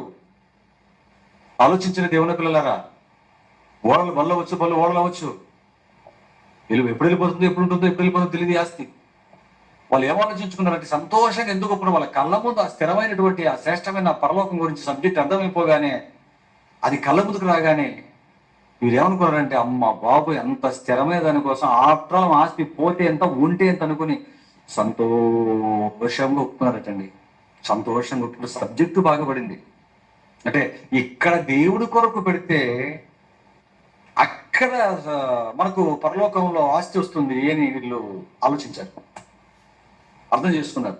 యేసుక్రీస్తు అదిగా చెప్పాడు, ఇక్కడ మీ ధనాన్ని కూర్చుకోవాలంటే పరలోకములో ధనం ఎలా కూర్చుకోవాలో వీరికి అర్థమైంది అనమాట. అర్థమైపోయింది. అకౌంట్ ఎప్పుడో ఓపెన్ చేసేస్తున్నారు వీళ్ళు. అకౌంట్ ఎప్పుడో సహకారులు కూడా అకౌంట్ ఓపెన్ చేస్తున్నారు. ఫిలిప్పీ పత్రిక 1:4 ఉంది కదా, 4:4 ఆ సహకారుల పేరు జీవగ్రంథం ఉందంటే అకౌంట్ ఓపెన్ అయిపోయింది వాళ్ళకి. ఇంకా డిపాజిట్ చేసుకుంటున్నారు పరలోకంలో. వీళ్ళు ఏం చేశారు, ఏకంగా ఒకేసారి మొత్తం కట్టలు డిపాజిట్ చేసేస్తున్నారండి. ఎందుకెంత సంతోషంగా ఒప్పుకున్నారంటే పరలోకం అర్థమైందంటే ఏమండి, నిజంగా ఇలా మనం ఆలోచించగలిగారంటే బైబిల్ గురించి, బైబిల్లో ఉన్నటువంటి దేవుడి మాటలు. ఏమండి, ఈ కరెన్సీకి అండి, ఈరోజు మన చేతుల్లో ఉన్న ఈ కరెన్సీకి, మనం ఖర్చు పెడుతున్నటువంటి ఈ కరెన్సీకి పరలోకం వెళ్ళిపోగానే దీని విలువ మారిపోతుందండి. బాగా వినండి ఈ మాట. మన దగ్గర ఉన్న ఈ కరెన్సీకి పరలోకం వెళ్ళిపోగానే దీని విలువ మారిపోతుంది. ఉదాహరణకి మీకు అర్థమవుతుంది, ఒక మంచి మాట ఆలోచించండి. ఇప్పుడు దుబాయ్ ఉంది. దుబాయ్లో అక్కడ దాన్ని ఏమంటాడు, ధరం అంటాడు. దుబాయ్లో ఉన్నటువంటి కరెన్సీ ధరం. దుబాయ్లో ఉన్నటువంటి ఒక ధరం ఇండియా తెచ్చుకున్నాం అనుకోండి, సుమారు నాకు తెలిసి ఒక 20 రూపాయలు ఏమో, 20-30 మరి కరెక్ట్గా మారుతుంటుంది అది. అలాగే కువైట్లో ఉన్నటువంటి దీనార్లు అంటారు. కువైట్లో ఉన్న దీనార్ని అక్కడ 1 దీనార్ అంటే వాళ్ళకి 1 రూపాయికి సమానం అది కువైట్ వాళ్ళకి. అక్కడ ఉన్నటువంటి వారి 1 రూపాయిని ఒక దీనార్ని ఇండియాకి తెచ్చామనుకోండి, ఇక్కడికి రాగానే దాని విలువ ఏమైపోతుంది, 200 అవుతుంది సుమారు. అక్కడ 1 దీనారు ఇండియాలోకి రాగానే విలువ మారిపోయి 200 అవుతుంది. అమెరికా డాలర్ ఉందనుకోండి, 92-93 ఉంది. ఇప్పుడు 92 రూపాయలు ఉంది అమెరికా డాలర్. ఒక అమెరికా డాలరు అక్కడ $1 ఇండియాకి రాగానే ప్లేస్ మారగానే అండి, ఒక దేశం నుంచి ఒక దేశానికి వెళ్ళిపోగానే 92 రూపాయలు అవుతుందండి. ఇలా ప్రపంచంలో ఆయా ఉన్నతమైన కంట్రీల యొక్క కాస్ట్ మన ఇండియాకి రాగానే, పేద దేశాలకు రాగానే దాని కాస్ట్ మారిపోతుంది. మీకు అర్థమైతే ఇది మీకు అర్థమైతే బాగా. ఏమండి, భూమి మీదనే ఒక దేశం ఉన్న డాలర్లు మన దేశానికి రాగానే ఇలా పెరిగిపోతున్నప్పుడు, దాని విలువ మారిపోతున్నప్పుడు, భూమి మీద మన కరెన్సీ, ఇక్కడ మనం సంపాదించుకున్న ఈ కరెన్సీ, అమెరికాలో సంపాదించుకున్న ఆ కరెన్సీ ఇండియాకి రాగానే ఇంత మారిపోతుంటే, కువైట్లో సంపాదించుకున్న ఆ కరెన్సీ ఇండియాకి రాగానే ఇంతగా విలువ పెరిగిపోతుంటే, భూమి మీద మన కరెన్సీని దేవుడి కోసం ఖర్చు పెట్టామనుకోండి, భూమి మీద ఉన్నటువంటి మన ఈ డబ్బుని, ఈ కరెన్సీని దేవుడి కోసం ఖర్చు పెట్టామనుకోండి, ఏమండి, అక్కడికి వెళ్ళిపోగానే విలువ మారిపోతుందండి. పరలోకంకి వెళ్ళిపోగానే దాని విలువ మారిపోతుంది. వడ్డీ రేట్లు విపరీతంగా అక్కడ పెరిగిపోతాయి. దాని కాస్ట్ మీరు వడ్డీ అనుకుంటారో లేకపోతే ఏమనుకుంటారో, ఎలా మారిపోతాయో ఒక మంచి మాట యేసుక్రీస్తు వారు చెప్పారు చూడండి. ఎందుకంటే అప్పుడప్పుడు కొన్ని సంస్థలు బ్యాంకులను ఆకర్షించడానికి ఏమంటుంటారు, మా బ్యాంకులో డబ్బులు వేసుకుంటే ఇదిగో ఇన్ని పైసలు ఇస్తాం మీకు వడ్డీ, మా బ్యాంకులో అయితే దానికంటే ఇంకా ఒక 10 పైసలు ఎక్కువ ఇస్తాం మేము వడ్డీ అని బ్యాంకులు కస్టమర్లను ఆకర్షించడానికి వడ్డీ రేట్లు పెట్టుకుంటుంటారు కొన్ని. ఏమంటే పరలోకంకి వెళ్ళిపోతే, ఎందుకంటే కువైట్లో సంపాదించిన డబ్బు ఇక్కడికి రాగానే విలువ మారిపోతుంది కదా, పెరిగిపోతుంది కదా. అమెరికాలో సంపాదించుకున్న డబ్బు ఇక్కడికి రాగానే విలువ పెరిగిపోతుంది కదా. ఇప్పుడు భూమి మీద మనం సంపాదించుకున్న డబ్బును పరలోకంలో వేసుకుంటే, దేవుడి కోసం ఖర్చు పెడితే దాని విలువ ఎలా మారిపోతుందో యేసుక్రీస్తు వారు అద్భుతంగా చెప్పాడు చూడండి. మత్తయి సువార్త చెప్పాడా 19వ అధ్యాయం చూడండి, చెప్పాడు. మత్తయి సువార్త 19వ అధ్యాయం 27, 28, 29 వచనాలు చూడండి పిల్లగా. మత్తయి సువార్త 19వ అధ్యాయం ఎంత బాగా యేసుక్రీస్తు వారు అన్ని విషయాలు పర్టికులర్ గా చెప్పారు చూడండి చక్కగా. మత్తయి సువార్త 19వ అధ్యాయం 27వ వచనాలు చూడండి పిల్లగా. మత్తయి సువార్త 19వ అధ్యాయం 27వ వచనం. పేతురు, ఇదిగో మేము సమస్తము విడిచిపెట్టి నిన్ను వెంబడించితిమి గనుక మాకేమీ దొరుకునని ఆయనను అడిగాడండి పాపం పేతురు గారు. సమస్తాన్ని విడిచిపెట్టి నిజంగానే వచ్చారండి వారు. మేము వచ్చాం కదా ప్రభువా, సమస్తాన్ని విడిచిపెట్టి మాకేం దొరుకుతుంది అనగానే అప్పుడు ఆయన యేసు వారితో ఇట్లా నేను ఏమన్నాడు, ప్రపంచ పునర్జనన మందు అంటే పునఃస్థితి స్థాపన మందు, అంటే మీరు పరలోకానికి వస్తే రెండవ రాకడ జరిగి మీరు పరలోకానికి వస్తే అప్పుడు ఏమవుతుంది తెలుసా? మనుష్య కుమారుడు యేసుక్రీస్తు పునర్జన్మ అంటే యేసుక్రీస్తు రెండవ రాకడ. మనుష్య కుమారుడు తన మహిమ గల సింహాసనం మీద ఆసీనుడై ఉండును. అప్పుడు నన్ను వెంబడించిన మీరును 12 సింహాసనములు ఆసీనుల ఇశ్రాయేలు 12 గోత్రముల వారికి తీర్పు తీర్చుదు. ఆ తర్వాత 29 నా నామము నిమిత్తము చెప్తున్నాడు. ఇక నా నామము నిమిత్తము మీరే కాదు నాయన, మీరే కాదు పేతురు, మీ 12 మందో లేకపోతే మరొక 70 మందో 500 మందో మీరే కాదు, ప్రపంచంలో నన్ను నమ్మి నా కోసం వచ్చిన ప్రతి ఒక్కరికి అంటున్నాడు, నా నామము నిమిత్తం అన్నదమ్ములనైనను అక్క చెందెండ్లనైనను తండ్రినైనను తల్లినైనను పిల్లలనైనను భూములనైనను ఇండ్లనైనను విడిచిపెట్టిన ప్రతి వాడు, నువ్వు మాత్రమే కాదు పేతురు, నేను సమస్తాన్ని విడిచిపెట్టి నేను వెంబడించా ప్రభా, మాకేం దొరుకుతుందని అడిగావు కదా, ఇదిగో నీకే కాదు మీకే కదా అపోస్తలుగా ఈ భూమి మీద నా రెండవ రాకడ మరలా జరిగేంత వరకు ఎవరైనా నా మాటలు విని నన్ను నమ్మి బాప్తిజం తీసుకొని అకౌంట్ ఓపెన్ చేసుకొని నా నిమిత్తము ఇదిగో అన్నదమ్ములను కానీ అక్క చెల్లెలు కానీ ఇండ్లను కానీ భూములను కానీ తండ్రిని కానీ తల్లిని కానీ పిల్లలనైనా భూములనైనా ఇండ్లనైనా విడిచిపెట్టిన ప్రతి వాడు, అది అందరూ చేసుకున్న ప్రతి వాడు మనకు కూడా అప్లై అవుతుంది. ఇది ప్రతి వాడును 100 రెట్లు పొందును. అమ్మ బాబోయ్, చూసి ఎంత బాగా చెప్తున్నాడు, 100 రెట్లు పొందుతాడా అంటే అంటే ఇక్కడ భూమి మీద ఉదాహరణకి చెప్తాను చూడండి, భూమి మీద యేసు క్రీస్తు కోసము మనము ₹1 ఖర్చు పెట్టామనుకోండి, ఇక్కడ ₹1 ఖర్చు పెట్టాం యేసుక్రీస్తు కోసం, అంటే స్వార్థ ప్రకటన కోసం. ఇప్పుడు పరలోకం వెళ్ళిపోగానే ₹1 ఎంత అవుతుందంటున్నాడు, $1 అమెరికాలో సంపాదించి ఇండియాకి వచ్చేసరికి ఎంత అవుతుంది ఇక్కడ ₹92. ఇప్పుడు భూమి మీద యేసు క్రీస్తు కోసం లేదా స్వార్థ ప్రకటన కోసం ₹1 ఖర్చు పెట్టామనుకోండి, పరలోకం వెళ్ళిపోగానే ఎంత అయిపోతుంది ₹1? 100 రెట్లట, అంటే ₹1 ₹100 అవుతుందట. అబ్బా, ఏం నిజంగా అర్థమవుతుందండి? 100 రెట్లటండి, ₹1 పెడితే ₹100 అవుతుందట పరలోకానికి తీసుకెళ్ళిపోయేసరికి. ఎంత వడ్డీ ఇచ్చేవాడు ఎవరైనా ఈ భూమి మీద ఉన్నారండి? ₹100కు 50 పైసలు వడ్డీ ఇచ్చే బ్యాంకులు చూసాం, ₹100కు 90 పైసలు వడ్డీ ఇచ్చే బ్యాంకులు ఉన్నాయి. అంతేనా? ₹100కు 90 పైసలా? ₹100కు ₹1. అబ్బాబంటే ₹100కు ₹2 ఇచ్చేవారు, మన ఉన్నట్లు తెలియదు. ₹1 ఇచ్చే వడ్డీ ₹1 ఇస్తామంటేనే తెచ్చిన డబ్బులను తీసుకెళ్ళిపోయి బ్యాంకులు వేసుకుంటారు. ఇక ₹2 ఇస్తామంటే మొత్తం డబ్బులు మొత్తం అన్ని ఊడ్చేసిపోయి ₹2 వడ్డీకి ఇచ్చే బ్యాంకులు వేసుకోరా డబ్బులు అందరూ కూడా. ఆలోచించలేదు ఏమైనా పిల్లలారా? ₹1 అంటే 100కు ₹1, 100కు ₹2, అంటే 100కు ₹1. కానీ దేవుడి కోసం భూమి మీద ఖర్చు పెడితే మనకి ఎంత అవుతుంది పరలోకానికి వెళ్ళిపోగానే? 100కు ₹100 కాదు, 100కు 200 కాదు, ₹1కి ₹1 కాదు. నువ్వు ₹1 ఖర్చు పెట్టి ₹1 నువ్వు తీసుకురా అని చేతిలో పెట్టాడు. ఇదిగో నువ్వు ₹1 పెట్టి కదా ₹2 తీసుకురా అని చేతిలో పెట్టాడంట. ₹1 ఇక్కడ ₹100 పెడితే ₹1 వడ్డీ. పరలోకంలోకి తెలగా ఇక్కడ ₹1 ఖర్చు పెడితే దేవుడి కోసం ఏమండి అక్కడ ₹100 అంట. అమ్మ బాబు, మీకు అర్థమైందో లేదో, ₹1కి ₹100 వడ్డీనా? ఎవడండి ఇంత ఇచ్చేవాడు? ఒక్కడంటే ఒక్కడు కనపడుతుంది. 100కు 100 ఇచ్చేవాడు ఎవడున్నాడు చెప్పండి? వడ్డీ 100కు 100 ఇవ్వడానికి చూద్దాం. కానీ ₹1 పెడితే ₹100 అంటున్నాడంటే ఆలోచించండి దేవుని పిల్లలారా.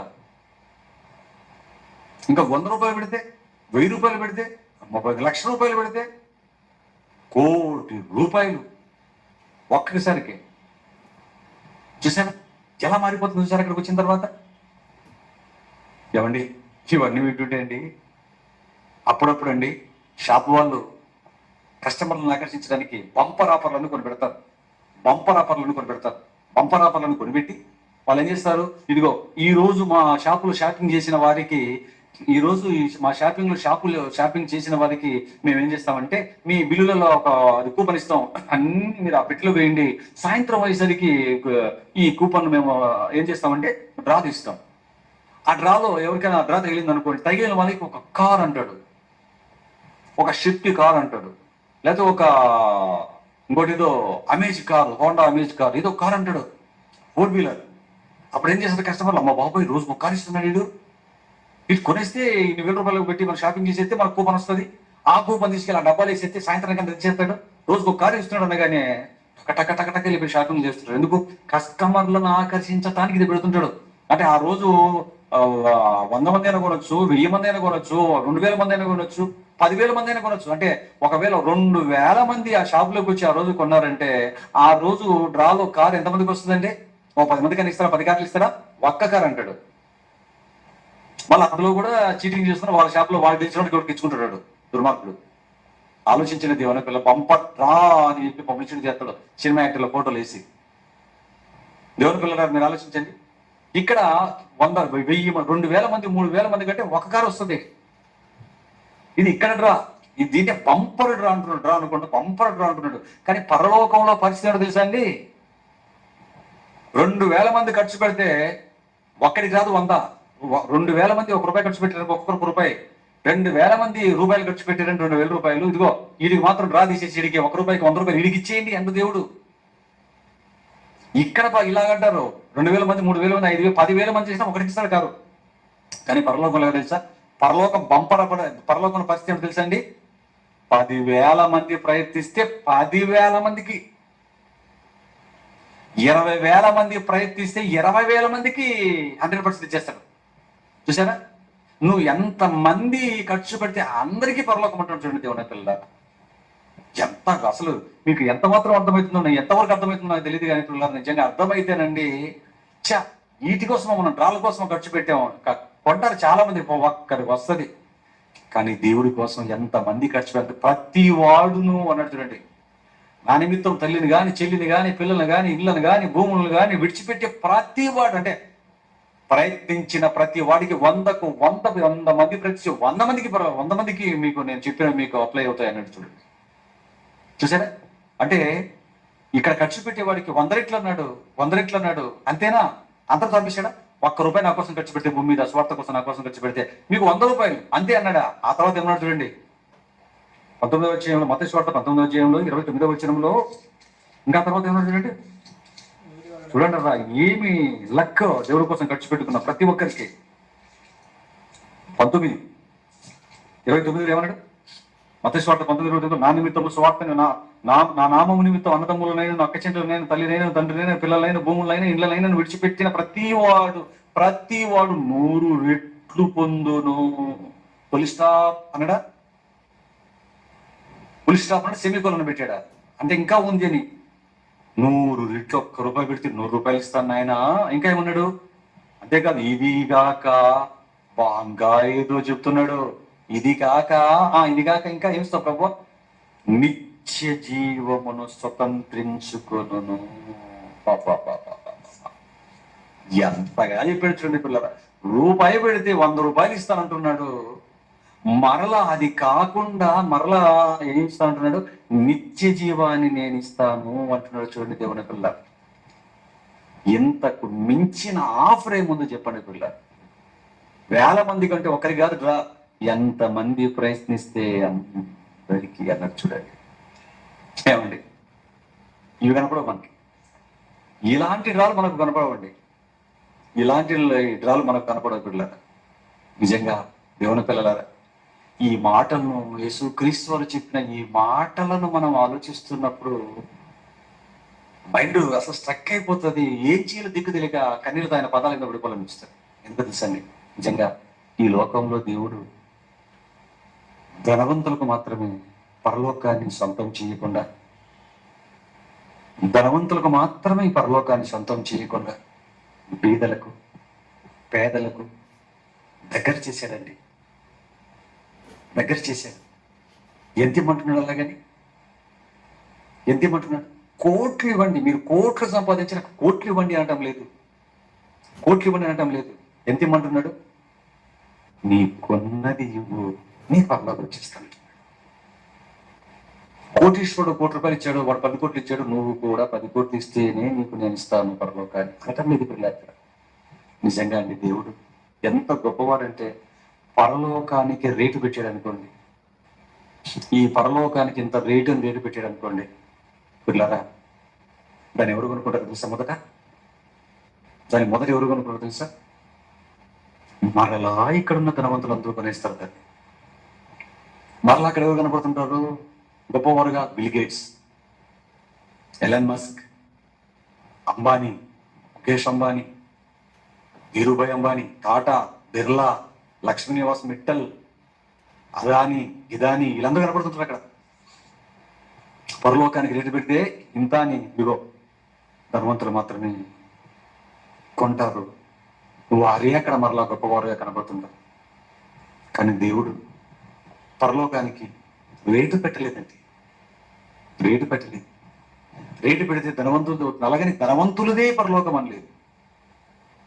నీవు నిరుపేదవైనా, నీకు 3 పూట్ల తిండి లేకపోయినా, వాక్యం విని వాక్య ప్రకారం బ్రతికి నీకు ఎంతున్నా పర్వాలేదు. 2 కాసులు వేసిందండి ఒక ఆవిడ.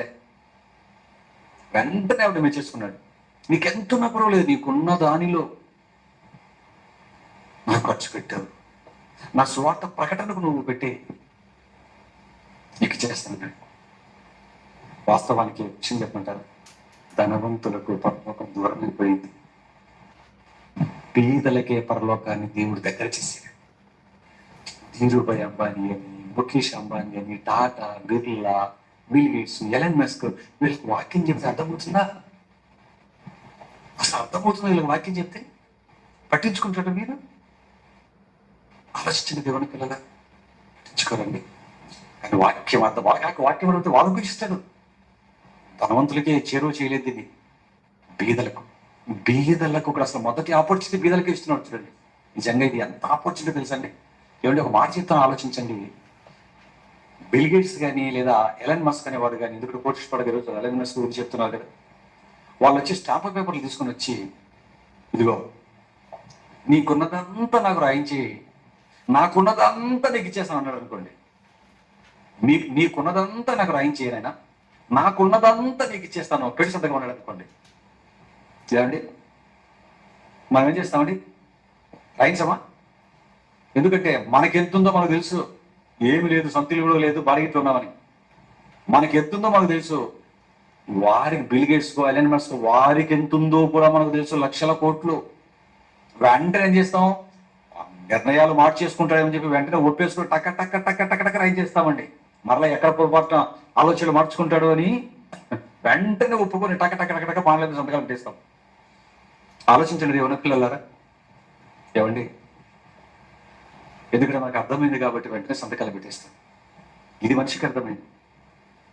దేవుడు అన్నది మాత్రం మనిషికి అర్థం కాలేదండి. దేవుడు కూడా ఏమన్నా తెలుసా? దేవుడు కూడా ఏం ఆఫర్ ఇస్తున్నాడు తెలుసా?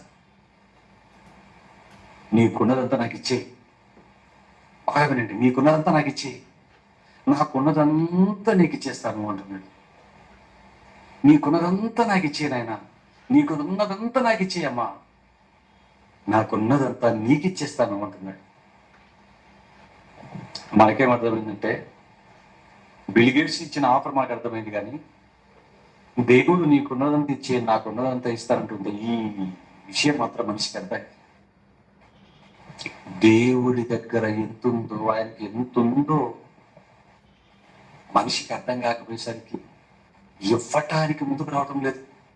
తిప్పి తిప్పి కొడితే మనకి ఏముంటే ఒక సొంత ఇల్లు, అంటే ఒక గవర్నమెంట్ ఎంప్లాయీస్కి అయితే మరొక ఫ్లాట్, వాళ్ళకి వచ్చే శాలరీ, ఒక కారు, సంథింగ్ ఏదో ఉంటుంది అంతే. ఎంత ఉంటుంది మనకంతా? ఒక్క రోగం వస్తే ఇవన్నీ ఊడ్చిపెట్టుకుపోవడానికి. ఒక పెద్ద రోగం వచ్చే చాలండి, ఏ బ్రెయిన్కో దేనికో వచ్చేసారు మొత్తం ఊడ్చిపెట్టుకుపోవడానికి. దేవుని పిల్లల, దేవుడికి ఎంత ఉందో తెలుసా? అసలు ఆయన పేరేంటో తెలుసా? ఆయన పేరే ఉన్నవాడు. ఆయన పేరే ఉన్నవాడు. ఎంతకు ఆయనకున్నది ఎంత, నీకున్నది ఎంత? మనకున్నది ఎంత చెప్పండి, తిప్పించి మలిచి కొడితే. ఆయనకున్నది ఎంతో చెప్పమంటారా?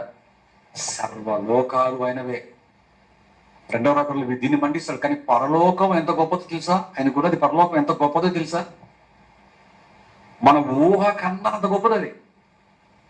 కొంచెం మన ఊహ కందెట్టుకు ఒక మాట చెప్తాను, ఆలోచించండి. ఆయన దగ్గర ఎంతుందో. ఈ భూలోకములో మనుషుల దగ్గర పేదవాడు మొదలుకొని మిలీనియర్ల వరకు ఎంత ధనమైతే ఉందో ఆ డబ్బులన్నీ ఒక దగ్గర రాసిపోసి, అందరి దగ్గర ఎంత బంగారు అయితే ఉందో ఆ బంగారు, ఆ డబ్బులు, ఆస్తి పాస్తులు అన్నీ ఒక దగ్గర రాసిపోసి ఉంచితే ఎంత అవుతున్నది?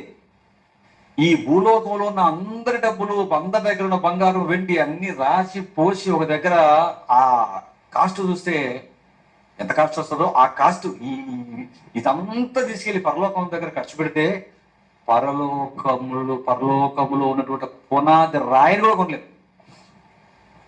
భూమి మీద అందరి దగ్గర ఉన్న డబ్బంతా రాసి పోసి ఒక పక్కన దేవుడికి ఇచ్చినా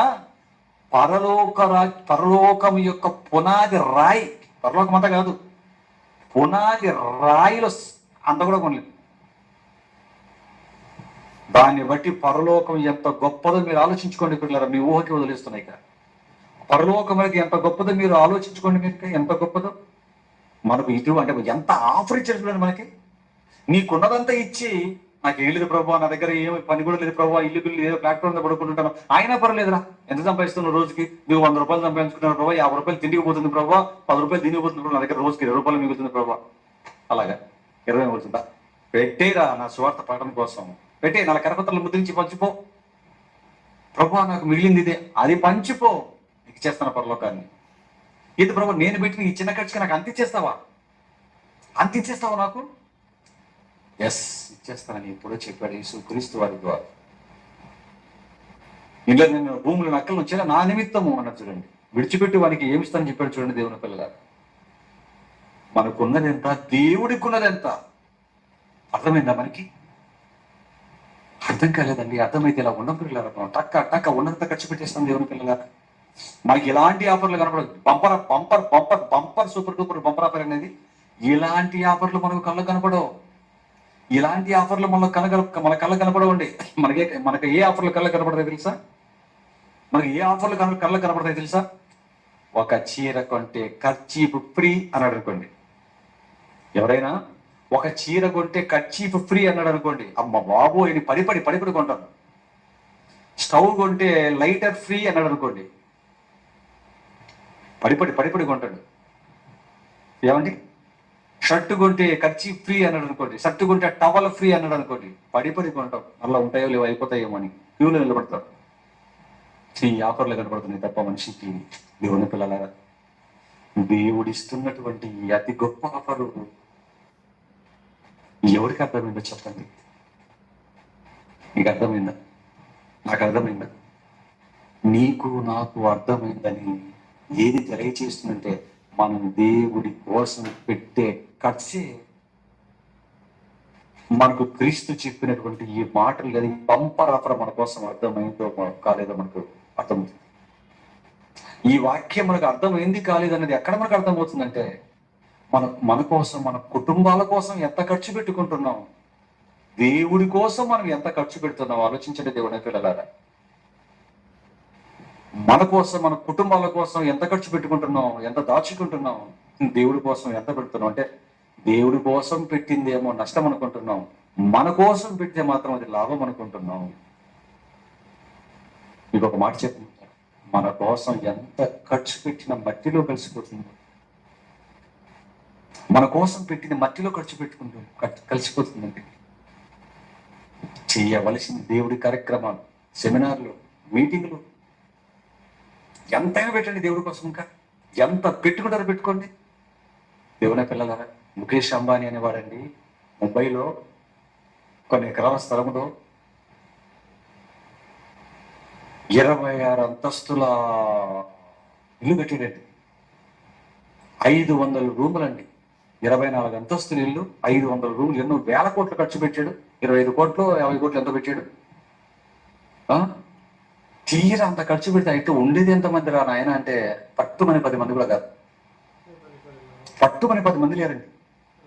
ఇది 10 మంది ఉండటానికి 500 రూములు, 26 అంతస్తుల కరెంటు బిల్లే కొన్ని కోట్లు వస్తుంది ఆ ఇంటికి.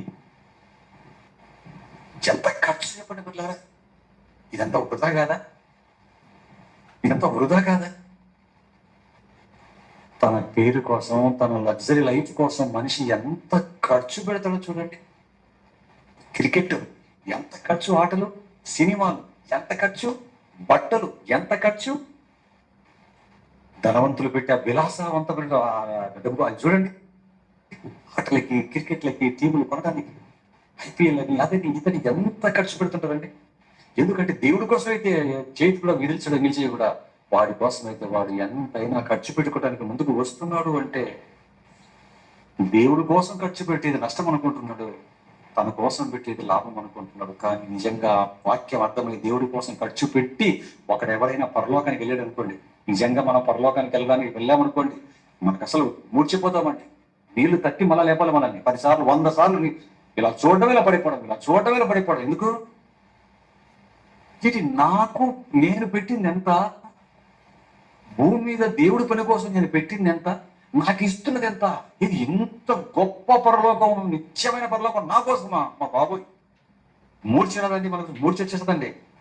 ఆలోచిస్తే నిజంగా పిల్లలారా, ఈ లోకంలో ఎంత పేదవాళ్ళైనా బతకచ్చు. దేవుడి కోసం బ్రతికి ఖర్చు పెట్టగలిగితే మనకు ఉన్నంతలో పరలోకం పెట్టించింది. మనం రిచ్ పీపుల్ గా మారిపోతాం అక్కడికి వెళ్ళిన తర్వాత. ఇక్కడ పేదదానివే, పేదవాడవే, కానీ దేవుడి కోసం సువార్త మన కోసం ఖర్చు పెట్టుకుంటే నిజంగా మొదటి శతాబ్దం క్రైస్తవుల్లా అక్కడికి వెళ్తే రిచ్ అవుతాం. మీకు ఒక మంచి మాట చెప్తాను, ఆలోచించిన టైం అయిపోయింది. లాజరు ఉన్నాడు, దరిద్రుడు అని రాయబడింది బైబిల్ ఆయన గురించి 19వ అధ్యాయం లూకాసు వార్త. కురూపులతో అధికాల మొదలుకొని నడినెత్త వరకు కురూపులతో చచ్చిపోయాడండి. చచ్చిపోగానే చూసారులేనా, యూట్యూబ్లో ఉండొచ్చు, ఆ ఇల్లు చూపిస్తున్నాడు అంబానీ వాళ్ళది. తర్వాత చూడండి యూట్యూబ్లో. ఓకే నన్ను ఆపి మళ్ళీ వీళ్ళు మెసేజ్ అయిపోతే లాస్ట్ మినిట్ నేను 2 మాటలు మాట్లాడాలి. దేవుని పిల్లలారా, లాజరు గారు అండి ఇక్కడ కురూపులతో నిండిన వాడు చచ్చిపోయాడు కదండి. నా పేదవాడు, నిరుపేదలు నిరుపేద చచ్చిపోయాడండి. ధనవంతుడు చచ్చిపోయాడు, బాగా బ్రతికాడు, చచ్చిపోయాడు. ఏమంటే రిచ్గా బ్రతి చచ్చిపోయాడండి.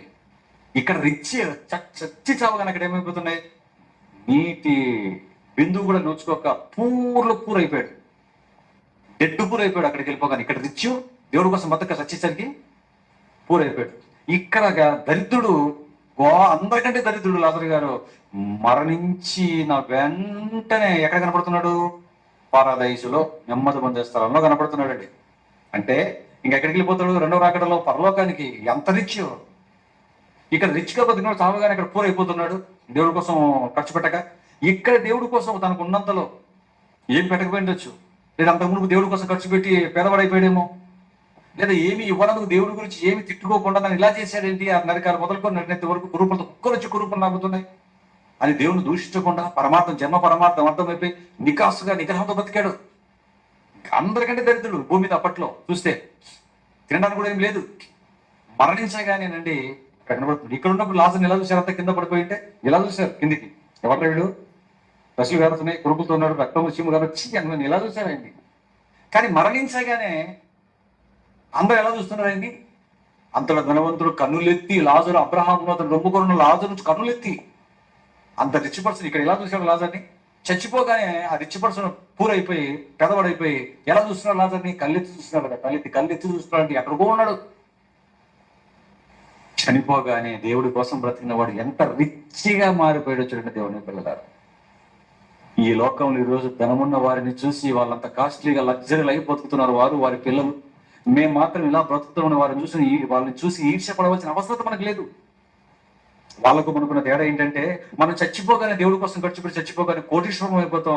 వారి ఇక్కడ కోటీశ్వరులు కాబట్టి దేవుడి కోసం ఏం పెట్టకుండా వాళ్ళే తినేసి అంతా విడిచిపెట్టి ఆ యవనస్తులైన ధనవంతులు వెళ్ళిపోయినట్టుగా ఆస్తిని విడిచిపెట్టి చచ్చిపోయి అక్కడ వాడు నెత్తి నోరు బాదుకుంటూ వాడు పూర్లో భయంకరమైన పూర్ అయిపోతాడు పిల్లలు. అందుకేనండి తిమోతి రాసిన మొదటి పత్రిక 6వ అధ్యాయంలో ఒక మంచి మాట అన్నాడు చూడండి. చివరిగా పౌలు తిమోతి గారికి రాసిన మొదటి పత్రిక 6వ అధ్యాయం 17వ వచనం చూడండి. పౌలు తిమోతికి రాసిన మొదటి పత్రిక 6వ అధ్యాయం 17వ వచనం.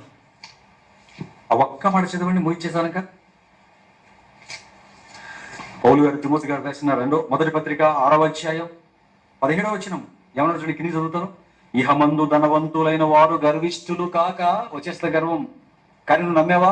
ధనవంతుడువా అయితే గర్విష్ఠులు కాకుంటున్నాడు. ఇహమందు, ఈ లోకమందు ధనవంతులైన వారు గర్విష్ఠులు కాక, అస్థిరమైన ధనమునందు నమ్మిక ఉంచక. అస్థిరమైన ధనమునందు మీరు నమ్మిక ఉంచొద్దండి నాయన. సుఖముగా అనుభవించుటకు సమస్తమును మనకు ధారాముగా దయచేయు దేవుని ఎద్దే నమ్మిక ఇంచుడని ఆజ్ఞాపించుము. ఆజ్ఞ ఇది. ధనవంతులకు దేవుడి ఆజ్ఞ. అస్థిరమైన ధనమునందు నీకు ఎంప్లాయ్మెంట్ ఉన్నప్పుడు, గవర్నమెంట్ పోస్టో లేకపోతే ల్యాండ్సో బిజినెస్ లోనో డబ్బులు సంపాదించుకున్నప్పుడు, నీ చేతికి డబ్బులు వచ్చినప్పుడు దాని మీద నమ్మకం ఉంచొద్దురా. ఎవరి మీద నమ్మకం ఉంచాలి? సుఖముగా అనుభవించి అస్థిరమైన ధనము నమ్మకం ఉంచుట, సుఖముగా అనుభవించుటకు సమస్తమును మనకు ధారాళముగా దయచేయి దేవుని ఎందే నమ్మిక ఉంచుడని ఆజ్ఞాపించు అన్నాడు. చెప్పడం కాదు తిమోతి, ఆజ్ఞాపించు ధనవంతులకి. వారు వాస్తవమైన జీవమును సంపాదించుకుని నిమిత్తము, అంటే పరలోకాన్ని, అది వాస్తవమైందంటే ఇది అవాస్తవమైందని, రాబో కాలంలో మంచి పునాది తమ కొరకు వేసుకొనొచ్చి మేలు చేయువారును సత్క్రియలు అను ధనము గలవారును ఔదార్యము గలవారును తమ ధనములో ఇతరులకు పాలిచ్చు వారిని ఉండవలని వారికి ఆజ్ఞాపించు అన్నాడు. ఇక్కడ మంచి పదం దొరికింది. ఇవంతా నేను వివరించలేని టైం లేదు, ఒక్క పదాన్ని మాత్రం వివరిస్తాను. రాబో కాలంలో మంచి పునాది తమ కొరకు వేసుకొనొచ్చు మేలు చేయువారును సత్క్రియలు అను ధనము గలవారును అయి ఉండాలన్నాడు. ఏమండి? మేలు చేసేవారు అంటే స్వార్థ ప్రకటన. సత్క్రియలు అను ధనము గలవారును, సత్క్రియలు అన్నమాట. సత్క్రియలను ధనము గలవారు అంటే మన ధనం సత్క్రియలుగా మారిపోవాలి. మన దగ్గర ఉన్న ధనం అది ఏమైపోవాలి? సత్క్రియలుగా మారిపోవాలి. అంటే మన ధనం రంగు కాగితాలు లాగే ఉండకూడదు. మరేముండాలి? ఎలా మారిపోవాలి? ఇదే పరలోకంలో ధనాన్ని కూర్చుకోవడం అంటే. యేసుక్రీస్తు చెప్పాడు కదా 6:15లో, 6:19 కూడా, 19:20 చెప్పాడు కదా, మీ ధనాన్ని భూమి మీద కూర్చుకోవద్దు, చిమ్మెట ఇక్కడ దొంగలుతారు, తుప్పు తినేస్తాను కదా. మరి ఎక్కడ కూర్చుకోవాలి? పరలోకంలో కూర్చుకోవాలి. ఎలా కూర్చుకోవాలి ప్రభు అంటే ఇక్కడ చెప్తున్నాడు. పరిశుద్ధాత్మ ప్రేరిత పౌలు గారు చెప్పిస్తున్నాడు. ఎలా కూర్చుకోవాలి? సత్క్రియలు అను ధనముగా మీరు మీ ధనాన్ని మార్చుకోవాలి. రంగు కాగితాలు ఉండకూడదు. సత్క్రియలు అనే ధనముగా మారిపోవాలి అన్నాడు. చూడండి పిల్లరా, అంటే ఈ ధనం ఎలా మారిపోవాలి? సత్క్రియలు అనే ధనం అంటే స్వార్థ ప్రకటనకు ఖర్చు అవ్వాలి. మీ దగ్గర ఉన్న రూపాయలు రంగు కాగితాలు ఎలా మారిపోవాలి? మీటింగ్ పాంప్లెట్స్ గా మారిపోవాలి, సెమినార్ పాంప్లెట్స్ గా మారిపోవాలి, మీటింగ్ పోస్టర్స్ గా మారిపోవాలి. చూసారు? మీ ధనం దేవుడి పిల్లలు కూర్చుండటానికి కుర్చీలుగా, సభలకు, సెమినార్లకు, బైబిల్ కాలేజీలు పెడుతున్నప్పుడు, లేదా ఉండటానికి ఒక రేకులు వేసుకోవడానికి ఒక షెడ్, లేదా కింద పడుతున్న ఒక బరక, వినడానికి ఒక సౌండ్ బాక్సులు, లేదా ఒక యాంప్లిఫైర్లు, సువార్త ప్రకటన కోసం, ప్రజలకు వాక్యం ప్రకటించడానికి, నేర్పించడానికి ఆలోచించిన దేవుని పిల్లారా. సత్క్రియలు అనే ధనం, ఈ ధనం ఎలా మారిపోవాలి? సత్క్రియలు అనే ధనముగా మారిపోవాలి. పరలోకానికి డబ్బు కట్టలు తీసుకెళ్ళలేవు కదా. నీ డబ్బు కట్టలు ఇక్కడే వదిలిపెట్టి వెళ్ళిపోవాల్సిందని నువ్వు తీసుకెళ్ళలేవు. మరి ఎలా తీసుకెళ్తావు? పరలోకంలో ఎలా కూర్చుకోవటం? ఇక్కడ దేవుడి కోసం ఖర్చు పెడితే అక్కడ బ్యాంకులో నీ అకౌంట్లో అమౌంట్ పెరిగిపోతుంటది. ఇక్కడ నువ్వు దేవుడి కోసం పెడుతున్నావా, దేవుడి స్వార్థ ప్రకటన కోసం పెడుతున్నావా? ఇక్కడ ఖర్చు పెట్టగానే, పాంప్లెట్లు వేయించగానే, పోస్టర్లు ముద్రించగానే, టేబుల్స్ కు డబ్బులు కట్టగానే, లేక గ్రౌండ్ కు డబ్బులు కట్టగానే, మన దీనికి అనౌన్స్మెంట్లకు డబ్బులు కట్టగానే, లేదా సెమినార్లకు ఒక ప్లేట్ అన్నం పెట్టగానే, సెమినార్లకు కావాల్సిన వాటి కోసం ఖర్చు పెట్టగానే నీ ధనము కాస్త సత్క్రియలైనటువంటి ధనముగా మారిపోతుంది. ఇక్కడ ఖర్చు పెడుతున్నావా, అక్కడ పడిపోతుంటది. ఇక్కడ పెడుతున్నావా ఖర్చు, అక్కడ పడిపోతుంటది దేవుని దగ్గర. ఇంకా నువ్వు వర్రీ అవ్వాల్సిన అవసరమే లేదుక. వర్రీ అయితే ఉత్తుత్తి వాటి కోసం ఖర్చు పెట్టకూడదు. రోగాలు పోతాయి, జబ్బులు పోతాయి, ఎంటుకలు పెరుగుతాయి, కృష్ణరోగం పోతాయి. అది దీనికోసం కాదు. ఆత్మలు రక్షణలోకి రావటానికి ఉత్తమమైన వాటి గురించి నికాసైన వడపోత బైబిల్ అనే ఒక సరుకులు ఉన్నట్లుగా ఆత్మల రక్షణ కోసం ప్రకటించే వాటి కోసం మన డబ్బులు ఖర్చు పెట్టాలి. అప్పుడు మన నోట్ల కట్టలు పరలోకంలో పడతాయండి, గుట్టలుగా పడతాయి. ఇక్కడ నువ్వు ఒక 100 రూపాయలు పెట్టావంటే 1000 అయిపోతుంటది. ఇక్కడ ఒక 1000 రూపాయలు పెట్టావంటే 1,00,000 రూపాయలు అయిపోతుంది. 1,00,000 పెట్టావంటే కోట్లు. అంతేనా? మళ్ళా పరలోకం ఎంత గొప్పది. మన భూమి మీద ధనం It's 9:24 p.m. ఆయన ఒకటి కొనలేవు అంత. Get apps. 90% of users have already updated these 9 apps. Start to update. ఒకటి అదైనా పడిపోవచ్చు భూకంపంలో, 2 నువ్వైనా పోతావు భూమిలోకి. ఒక మంచి బండి కొనుక్కున్నావు అనుకో, అదన్నా పోవచ్చు, కండం అయిపోయి లేదా గుద్దుకొని, నువ్వైనా పోవచ్చు, లేదు ఇద్దరు కూడా పోవచ్చు గుద్దుకొని. ఇల్లు కూడా అంతే, ఇద్దరు పోవచ్చు, ఇల్లు పడిపోవచ్చు భూకంపంలో. మన టక్కులు అలాగే పడిపోయి హ్యాపీగా కట్టుకుని నిద్రపోతున్నారు. దెబ్బ పేకమెంట్లా పడిపోయి ఇల్లు పోయింది, వాళ్ళు కట్టుకున్న కోట్లు పెట్టి కట్టుకుంది, వాడి ప్రాణం పోయింది. బయట ఉన్నాడు అనుకో, వాడికి ఇల్లు పోయింది, వాడి ప్రాణం మిగిలింది. ఆలోచించిన దేవుని పిల్ల, నువ్వైనా పోవచ్చు, అదైనా పోవచ్చు. అది వస్తువు చరాస్తి అయినా స్థిరాస్తి అయినా. ఆలోచించిన దేవుని పిల్లలు ఎంత బాగా చెప్తున్నాడు ఇక్కడ. అవి ఉండవు, నువ్వు ఉండవు, అవన్నీ పోతాయి ముందు, నువ్వన్నా పోతావు ముందు. అవి అనుభవించడానికి ప్రసంగి గ్రంథం చదువు, సొలొమోను గారు ఏం మాట్లాడుతున్నా అన్ని చూస్తున్నావు. అమ్మ బాబు, ఇవన్నీ వేరే వాడిని విడిచిపెట్టి వెళ్ళిపోవాలి నేను, ఏంటి నా పరిస్థితి? గజ్జ వణికిపోయాడండి ఆయన సొలొమోను గారు. ఆలోచించిన దేవుని పిల్లలారా, దేవుడి కోసం కట్టవలసిన అసలు ఏంటో తెలుసా? మనం దేవుడి కోసం మనం పెట్టవలసింది ఏంటో తెలుసా? డబ్బులు కాదు. అది రెండవది. అసలు వాస్తవానికి దేవుడి కోసం మనం పెట్టవలసింది మన నిండు ప్రాణాలు. దేవుడి కోసం మనం పెట్టవలసింది మన నిండు ప్రాణాలండి. మన ప్రాణాలు పెట్టాలి. ప్రాణం, ఎందుకంటే ప్రాణం విలువైందా డబ్బు విలువైందా? డబ్బు కోసం ప్రాణం ఇస్తావా? ప్రాణం నిలబెట్టుకోవడానికి డబ్బులు ఇస్తావా? హాస్పిటల్కి వెళ్ళిపోతే, రోగం వచ్చి హాస్పిటల్కి వెళ్తే ఏమంటావు? ఎంత ఖర్చు అయినా పర్లేదు డాక్టర్ గారు నన్ను బతికించు గచ్చిగచ్చి ఉంటావు.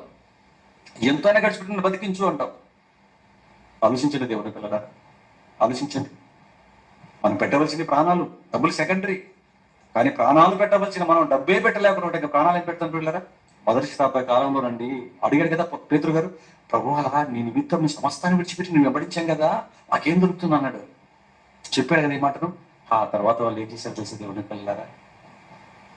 పేతురు గారు ప్రాణాన్ని పెట్టాడు. ఈ యాకోబు గారు అయితే ఉన్నదంతా దేవుడికి ఇచ్చేసి స్వార్థ ప్రకటిస్తూ ఇంకా ఇవ్వటానికి ఏమని చెప్పండి? తలకాయ ఇచ్చేసాడు దేవుడి కోసం. తలనే ఇచ్చేసారండి వారు. జీవితాలు ప్రాణాలు ఇచ్చేసారండి వాళ్ళు. స్టెఫన్ గారు అయితే వాక్యం చెబుతూ రాళ్లతో కొట్టి చంపుతుంటే ఆనందంగా తెచ్చిపోయాడు ప్రాణం. వాళ్ళేమో ప్రాణాలు, మనమేమో డబ్బులు మాత్రం అనుకుంటున్నారా? ప్రాణాలు ఇవ్వవలసిన మనం ధనం పెట్టడానికి దేవుడి కోసం ఆలోచిస్తున్నామంటే, ప్రాణం పెట్టవలసిన మనం ధనం గురించి మనం ఆలోచిస్తున్నామంటే పిల్లరా ఎంత హీనంగా మారిపోయావు మీరు ఆలోచించండి. కారణం చెప్పేవాడు లేక, అర్థం చేయించేవాడు లేక, ఏమండి అడుక్కు తినేవాడుగా మారిపోయారు. వాక్యం చెబుతున్న సేవకులే, వాక్యాన్ని ప్రకటిస్తున్న సేవకులే అడుక్కు తినేవారుగా మారిపోతే సంస్థలు ఏమైపోతారు? బిచ్చగా లేకపోతారు సంఘస్థులు. పాస్టరే అడుక్కుంటే, వాక్యోపదేశకుడే అడుక్కుంటే ఏమైపోతాడు? సంఘానికి వచ్చినాడు భిక్షగా అయిపోతాడు. చెబుతున్నా నేనే అడుక్కుంటున్నాను అనుకోండి మిమ్మల్ని, నేనే అడుక్కుంటున్నాను అనుకోండి మిమ్మల్ని, మీరు ఇంకా భయంకరమైన బెగ్గర లేకపోతారు. నేనే బెగ్గర అయితే మీరు ఇంకా పెద్ద బెగ్గర లేకపోతారు. దేవుని పిల్లలారా, మీకంటే ఎక్కువ నేను పెట్టగలగాలి, నాకున్నది ఇవ్వగలగాలి. నాకున్నది మీరు నాకు ఇచ్చింది దేవుడికి ఇచ్చి, నా దగ్గర ఉన్న దేవుడు పెట్టడానికి నేను పేదవాడిగా ఉంటాను తప్ప నేను కోటీశ్వరుడు ఎందుకైతే నేను ఎలాగవుతాను? అసలు ఇచ్చిన దేవుడు ఖర్చు పెడితే నేను ఎలాగవుతాను కోటీశ్వరుడు? మీరు ఇచ్చింది 10 రూపాయలు ఇస్తే ఆ 10కి ఇంకా 10 పెట్టాలి నేను, అది నా బాధ్యత. మీకు తెలుసో లేదో, కెమెరా కోసం డబ్బులు ఇచ్చారు కొంత. ఒక తమ్ముడు 30,000 వేసాడు. తర్వాత మరలా మన బ్రదర్ కూడా వేశారు, మన బ్రదరు మనోహర్ బ్రదర్. ఆ తర్వాత మరో సిస్టర్ కూడా డబ్బులు ఇచ్చారు. చెప్పొద్దన్నారు ఎవరికి. ఫిగర్ అమౌంట్ ఎంతో ఆమెకు తెలుసు, నాకు తెలుసు, సిస్టర్కి. ఏమండి ఇచ్చారండి ఆమె 50,000 వేసింది. ఒక ఆవిడ ఫిగర్ పేరు చెప్పాను లేండి, 50,000 ఇచ్చింది ఆమె. తన కష్టార్జితం నుంచి 50,000 వేసింది. ఇంకొక అబ్బాయి సత్య మనోజ్ అనుకుంటా తమ్ముడు 30,000 వేసాడు. మనోహర్ బ్రదరు అమౌంట్ వేశారు, ఫిగర్ గుర్తులేదు. ఏమండి ఇచ్చారు కదా మీరు, అలా బ్యాంకులో పెట్టారు. మరి మీరెంత వేసారని అంటారా? మీరందరు కలిపితే ఎంత వేశారో, అందరు కలిపితే దానికి ఇంకా ఒక 30,000-40,000 ఎక్కువ వేశాను. మీరందరు కలిపి ఎంత ఇచ్చారో దానికి ఇంకా కొన్ని 30,000-40,000 వరకు ఎక్కువ వేశాను, ఇంకా ఇస్తాను. ఈ మాట చెప్పకూడదు అనుకున్నాను, ఎందుకంటే నాకు తెలుసు, దేవుడు తెలుసు. కానీ ఎందుకు మీతో మీకు అర్థం అవడానికి చెప్తున్నాను. ఇంకా బ్రదర్ కెమెరా డబ్బులు వేసి ఇంకా కెమెరా కొనలేదు అనుకుంటాను కదా, కొంచెం ఓపిక పట్టండి, కొంటాను. మీరు ఇచ్చిన దానికంటే ఇంకా దానికి ఇంకా డబ్బులు వేసే మంచి అద్భుతమైనదే కొంటాను దేవుడి కోసం కదా. నెంబర్ 1 టాప్ మోడల్ మంచిగా ఉండేదాన్ని తీసుకున్నాం. 10 కాలాల పాటు దేవుడి కోసం వినియోగింపబడాలి. మీకు ఇన్స్పిరేషన్ కోసం చెప్తున్నాను. ఫిగర్ నేను చెప్పను నోటితో ఎంత వేసాను అన్నది. మీకు ఇచ్చిన దానికంటే ఒక 40,000 to 50,000 ఎక్కువ పడుతుంది. మీ అందరు ఎంత ఇచ్చారో ఎక్కువ పడుతుంది. ఆల్రెడీ వేసాను బ్యాంకులో, నేను ఇప్పుడు బ్యాంకులో వేసి దాని అట్లే దాన్ని ప్రతిష్ఠించినట్టు కదా ప్రతిష్ఠించాను దేవుడి పని కోసం అనేసి దాన్ని. అంతేకాదు ఒక సౌండ్ సిస్టమ్ కొని అక్కడ పెట్టాను కదా, మార్చాలి. అక్కడ నుంచి తిరువణకుప్పంలో పెట్టిన 5 లక్షల రూపాయల సౌండ్ సిస్టమ్, దాన్ని అక్కడికి మార్చాలి. చిత్తూరు దగ్గర బ్రదర్ వాళ్ళు మాట్లాడేది, నాకు ఇక్కడ సొంత లేదు కదా, స్వార్థ ప్రకటన కోసం కూడా అక్కడికి మార్చాలి. ఇంకా స్టేజ్ కూడా చేయించావు 1,30,000 పెట్టి. తెలుసా దేవుని పిల్లల, ఇవే బయటికి చెప్పాం, మీరు ఇచ్చేది మేమేసేది పెట్టడం. అది అపోస్తులు అలాగే చేశారు. అపోస్తులు కోటీశ్వరులు కాదు, పౌలు కోటీశ్వరులు కాదు, పేతురు కోటీశ్వరులు, ఎవరు కోటీశ్వరులు కదా వాళ్ళు.